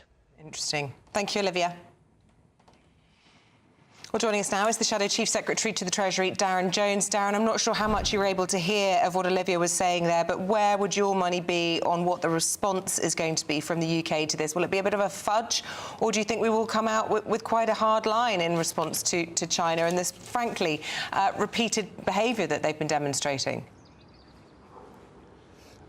Good morning. Forgive me, my glasses. The sun is steaming my my lenses up. To answer your question, I think first we need to hear the answer from the Defence Secretary in the House of Commons today about what has actually happened and what the evidence is for that. Clearly, we need to have answers for the Ministry of Defence personnel who have been affected by this hack to reassure them of their privacy and security. And then we need to understand why we had IT systems in the place that could be hacked, especially in of all departments, the Ministry of Defence. The broader question around foreign policy is, of course, relevant. There are a number of countries around the world who we know actively try to hack UK systems as well as the systems of our allies, and we should be in a position to prevent that from happening. And then in those diplomatic conversations, making the case that that's clearly not an appropriate way to behave. But is it? I mean, it's interesting that there is obviously going to be a movement off the back of this from those who are more hawkish to say, yes, China is a threat to UK security. It needs to be dealt with more firmly. Is that a line the Labour government would pursue if you get into office at some point this year, or you know, do we need to have a stronger diplomacy, if we can sort of phrase it like that, stronger worded diplomacy? So the approach that we take from being in opposition right now is that we need to compete where we need to compete, collaborate on issues, for example, on climate change, where we have a shared interest across humanity, and on advanced artificial intelligence and those types of issues, but also to challenge our Chinese counterparts when we are clear that they've not been following the rules-based order that we would expect from countries around the world. But of course, as the Labour Party in opposition right now, we don't have access to the intelligence information that the government does, and that's why we'll listen to the statement from the Defence Secretary closely in the House of Commons later today. And if we win the general election, of course, we'll take a view in the round once we have access to that up-to-date secret information. Speaking of elections then, lots of people trying to analyse what's happened over the last few days. Heavy losses for the Conservatives, but lots of people commentating that Labour really didn't make the inroads that perhaps they should have done. Today, your Shadow Chancellor, your boss in the Treasury, is going to be making a speech saying that the Tories are gaslighting the British public, but the Conservatives won't be having that. They're this week going to try and tell us we're coming out of a recession, or expected to be. Inflation's come down, cost of living is easing. Why are they gaslighting us? Well, the 2 points of your question are connected, because our argument today is that until people at home feel like they are better off than they were at the start of these 14 years of chaos from the Conservatives, the economy in real terms has not been improving for them. Whilst we welcome the statistical improvements, we expect to come out of recession, we expect inflation to come down, that's a pretty low bar. That would be the starting position normally in this country, not a point of success and celebration. And so Rachel Reeves, the Shadow Chancellor, will be saying today, until people at home feel better off in terms of their family finances and their experience of the economy, the country has not turned a corner. We need to end this chaos with the Conservatives and go towards a period of economic stability and growth under Labour at the next election. The problem with that is that Labour would do exactly the same as the government's doing if you were in power at the moment. You know, if there is a 0.1% growth in the economy, you'd be saying, look, it's growing. It may be very slow, but it's growing. Rather than saying, well, we need to wait until people feel like it's growing. If I might just say so, we wouldn't be taking exactly the same approach as the Conservatives. One of the reasons that the economy tanked so quickly in the last few years was because Liz Truss and the Conservative Party announced a whole tranche of unfunded tax cuts, which sent the markets spiralling. They're doing it again now by pledging a £46 billion unfunded cut to abolish national insurance. You just won't have that from the Labour Party. All of our policies are fully funded and fully costed. We'll bring stability back to the UK economy and UK politics. And off the bedrock of that stability, we'll be able to reform the policies that we can as a government on planning, on skills and other areas in order to unlock the private sector investment that this country has not had the pleasure of experiencing over the past few years because of chaos under the Conservatives. That's the way you grow the economy in a sustainable way. OK, well, time will tell on that. Darren Jones, Shadow Chief Secretary to the Treasury, thanks very much for battling the sunlight for us this morning. It looks very promising out there. Thank you. It's hard work with your glasses, you know, at times. These keep slipping off. Needs some sunnies is what he needs. Yeah. I don't know, though. I think it's It's difficult. Well, I think it's easy to fully cost two policies. You know, that's all they've come out with and fully costed. Does that therefore mean, you know, they're going to reverse national insurance? Do we get no tax cuts? Everyone's saying we need tax cuts. We get no tax cuts from the Labour Party. I don't know. We have to wait and see. Yeah. Anyway, look. Let's look back. Should we? 7 years. Frankly, I've struggled with that. 7 years since the Manchester Arena attack. Well, now the mother of one of those 22 victims is campaigning, as she has done for a long time, for more robust security at UK venues. Yes, for the past 5 years, Figan Murray, mum of Martin Hett, has worked alongside the Home Office to try and get Martin's Law put into place. Well, today she is doing something quite remarkable. Our North West of England reporter Sophie Reaper sat down with her before a momentous challenge that she's undertaking gets underway. About 18 months after Martin died, we went to a theatre in Manchester and there was absolutely no security, and that completely floored me. Then I looked into it and realised there's no legislation for security at all, and I wanted to change that. I just want venues and places, public places, to have a legal obligation to put security on and keep people safe, because terrorism is sort of around us. It's not going to go away at all. Well, our North West of England reporter Sophie Reaper joins us now. And Sophie, you've known Figan for a long time. Figan, forgive me. And she is an incredible person. It's not going to be an easy challenge, though, over the next few days. No, absolutely not. And when I sat down with her yesterday, I had the opportunity to speak with her ahead of this challenge starting today. She did tell me that she and her partner have been in training for this, building up, knowing that there's going to be incredibly long distances they're going to be covering. She also told me that one of the things that really drives her is this sense of guilt that she feels as a mother, that she was fast asleep when her son Martin lost his life, and that she has a Martin-shaped hole in her soul, she told me, and that will be there forever. I'm sure that's a sentiment shared not only by the other families of the victims of the Manchester Arena attack, but also any of the families of victims of terror across the globe. Now, the plan today is that Figan and her team will depart from here at the arena in Manchester, from the spot where Martin, in fact, lost his life. Then over the coming 16 days, they will walk an incredible distance of 186 miles down to Downing Street. And the reason that they're doing that is to try and raise awareness around Martin's Law. That's a piece of legislation she's been campaigning on for over 5 years to try and improve security at UK entertainment venues, to try and prevent anything like the Manchester Arena attack from ever happening again. OK, Sophie, thanks very much indeed. Now, as always, coming up at 9:30, it's Britain's Newsroom. Andrew Pearce and Farrah Fawcett-Majors are here to tell us what's going on. Do you know, I used to have a poster of Farrah Fawcett-Majors. I know you'll find this hard to believe, on my bedroom wall. I do find that hard to believe. Were you sharing with somebody else? My brother, who didn't fancy her at all. Oh. No. You see Farrah Fawcett, I see Martin Bell MP this morning. It's very Charlie's Angels. I'm loving it. I'm loving it. I think it's quite punchy given the heat situation it is warm in here today. Yes, it is warm in here. Right, we've got a really great show. This is the first time we've been back on air together, of course, since all of those council and mayoral votes last week. Carnage for the Tories, despite Rishi Sunak saying there's all to play for. Carnage, actually. Yeah, we're going to be talking to Philip Davis, of course.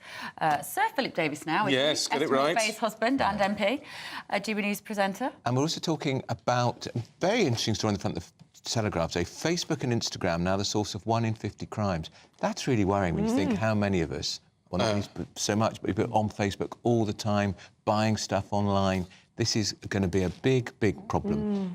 So we're going to be talking to an IT expert to say how to prepare yourselves and make sure you're not falling into this terrible trap. We've got a live speech from Rachel Reeves, which I know Andrew is thrilled about, the prospects of watching that. Well, it's interesting, though, the gaslighting thing. Because it's like, look, because it is totally flat at the moment. Is it all being built up a bit by the Tories? Well, look, they're pointing to one thing that's working very well for them. Inflation is coming down sharply and he'll hit his 2% target. But it was 11.5% 18 months ago. And although inflation's coming down, people are still paying more for their shopping every month. Yeah. And Eurovision, Union Jack row. Oh, what is it, this silly little contestant? Silly little boy. What's his name? Somebody... Ollie Alexander. You call him a boy, can you? No, well... Isn't he non-binary as well? Is he? Is he? I don't know. Well, what I can he call is. him is an idiot, because you don't describe the Union flag just before Eurovision as divisive and nationalistic. It's nationalistic because it's the national flag, mate. All right, well, on that note, we shall see you at 9:30. We're going to talk about Eurovision in a couple of minutes after the break.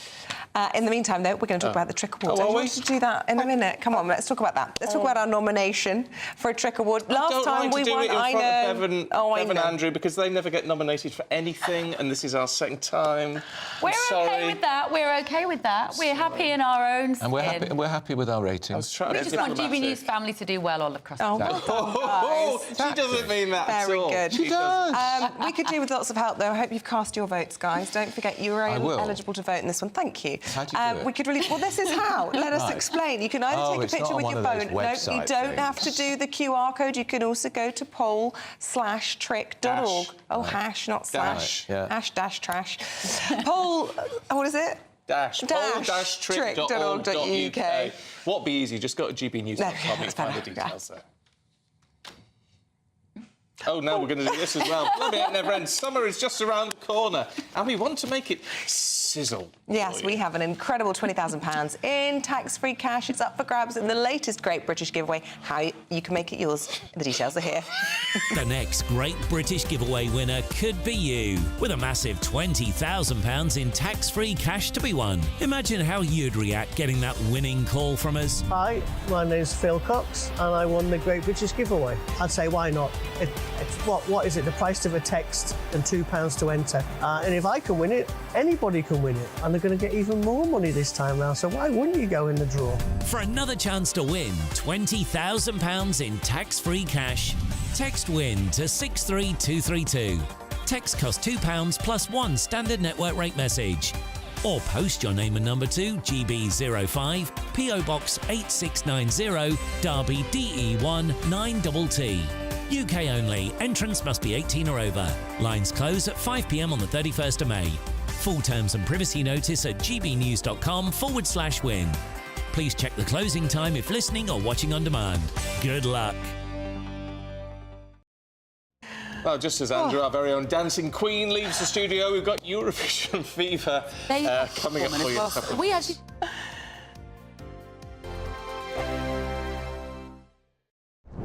I'm Christopher Hope. And I'm Gloria Di Piero, bringing you PMQ's live here on GB News. Whenever Parliament is in session on a Wednesday at midday, we'll bring you live coverage of Prime Minister's questions. We'll be asking our viewers and listeners to submit the questions that they would like to put to the Prime Minister, and we'll put that to our panel of top politicians in our Westminster studio. That's PMQ's live here on GB News, Britain's election channel. Sunday with Michael Portillo from 11, only on GB News. Many of the people that you had invited to come and speak were people who've been elected in their own countries. I'm thinking of people like Suella Braverman. I'm thinking of Nigel Farage, who has been a member of the European Parliament, of course, had an enormous impact on British politics. And Viktor Orban, who has been elected and re-elected. Many people may not care for the Prime Minister of Hungary, but he's certainly an elected person. And in addition, we had about 15 to 16 members of the European Parliament who were also elected, and they really live in Brussels. And you would imagine that Brussels, being the head of the capital of the EU, would allow elected members of its own parliament to have an opportunity to voice their views. So I think what was very interesting about this is that the mayors overplayed their hands, so that because they overplayed their hands, all public opinion became entirely on our side. It was so evident, so transparent, that this was really an attempt to use the police instead of arguments to react to our conference, that it was a real direct threat, and it is still a direct threat to the freedom of assembly and to free speech. So how do you think it leaves it? Is it more likely or less likely that there'll be future bans? I think this is a trial run. What I'm really worried about is that if the future of democracy and free speech depends on the ruling of one judge, and you have to remember that 3 other judges ruled against us, then democracy is in big trouble. What worries me absolutely is that a strong body of political opinion amongst established politicians believes that it is okay to cancel conferences and to crush the people's opinions and prevent the freedom of assembly. Democracy actually depends on these foundational values. We're GB News, and we come from a proud tradition of British journalism. That's why I'm so excited to be here. It's something so new. The first news channel to be launched in Britain in over 30 years. Launched to represent the views of the British people. To go where other broadcasters refuse to go. How did you find out about the story in the first place? Launched with one aim. To be the fearless champion of Britain. It's an absolutely fantastic atmosphere here. This is GB News. GB News, Britain's news channel. 2024, a battleground year. The year the nation decides. As the parties gear up their campaigns for the next general election. Who will be left standing when the British people make one of the biggest decisions of their lives? Who will rise? And who will fall? Let's find out together. For every moment, the highs, the lows, the twists and turns. We'll be with you for every step of this journey. In 2024, GB News is Britain's election channel.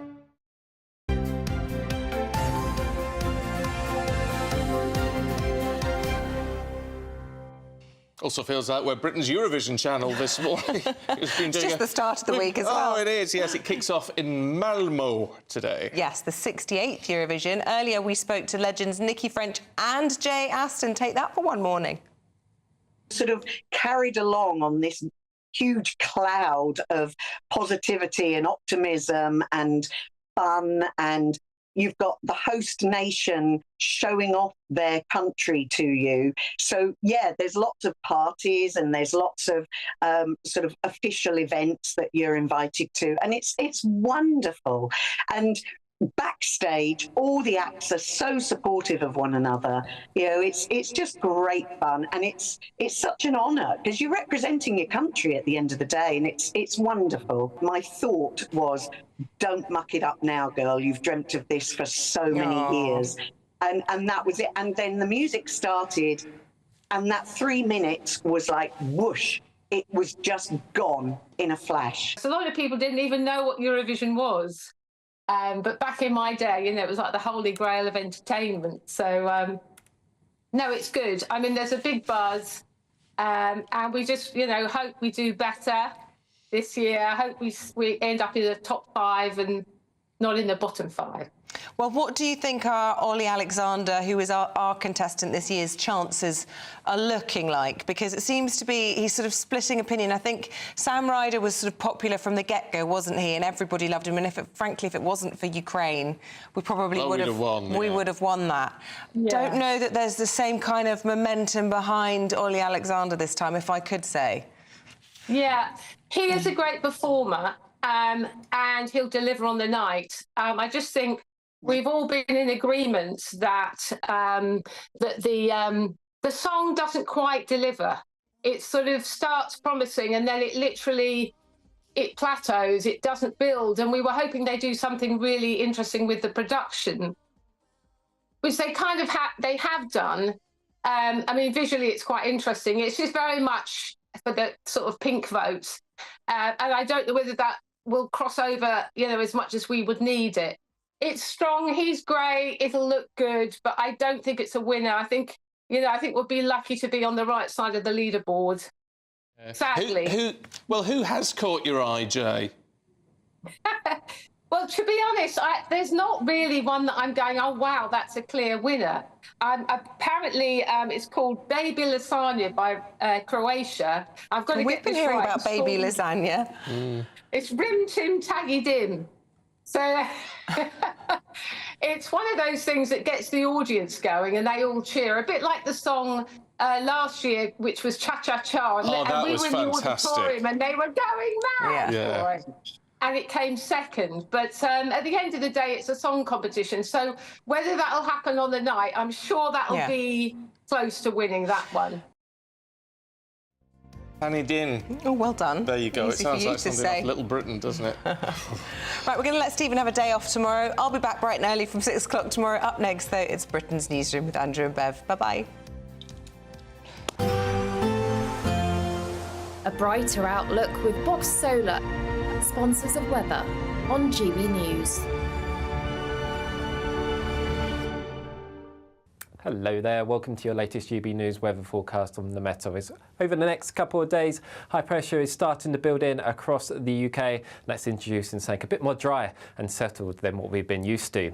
So out there, first thing this morning, a bit of a dull start for a lot of us, but there is some sunshine along the south coast of England, parts of Northern Ireland and the far north of Scotland. The cloud will be thick enough in places to produce some spots of rain, and a few showers may well just develop further south, but for most it is a drier picture compared to Monday. And come the afternoon, hopeful a lot of the UK will see some bright spells. The cloud will be stubborn across parts of Scotland and northeast England, so feeling quite chilly here right throughout the day. Into the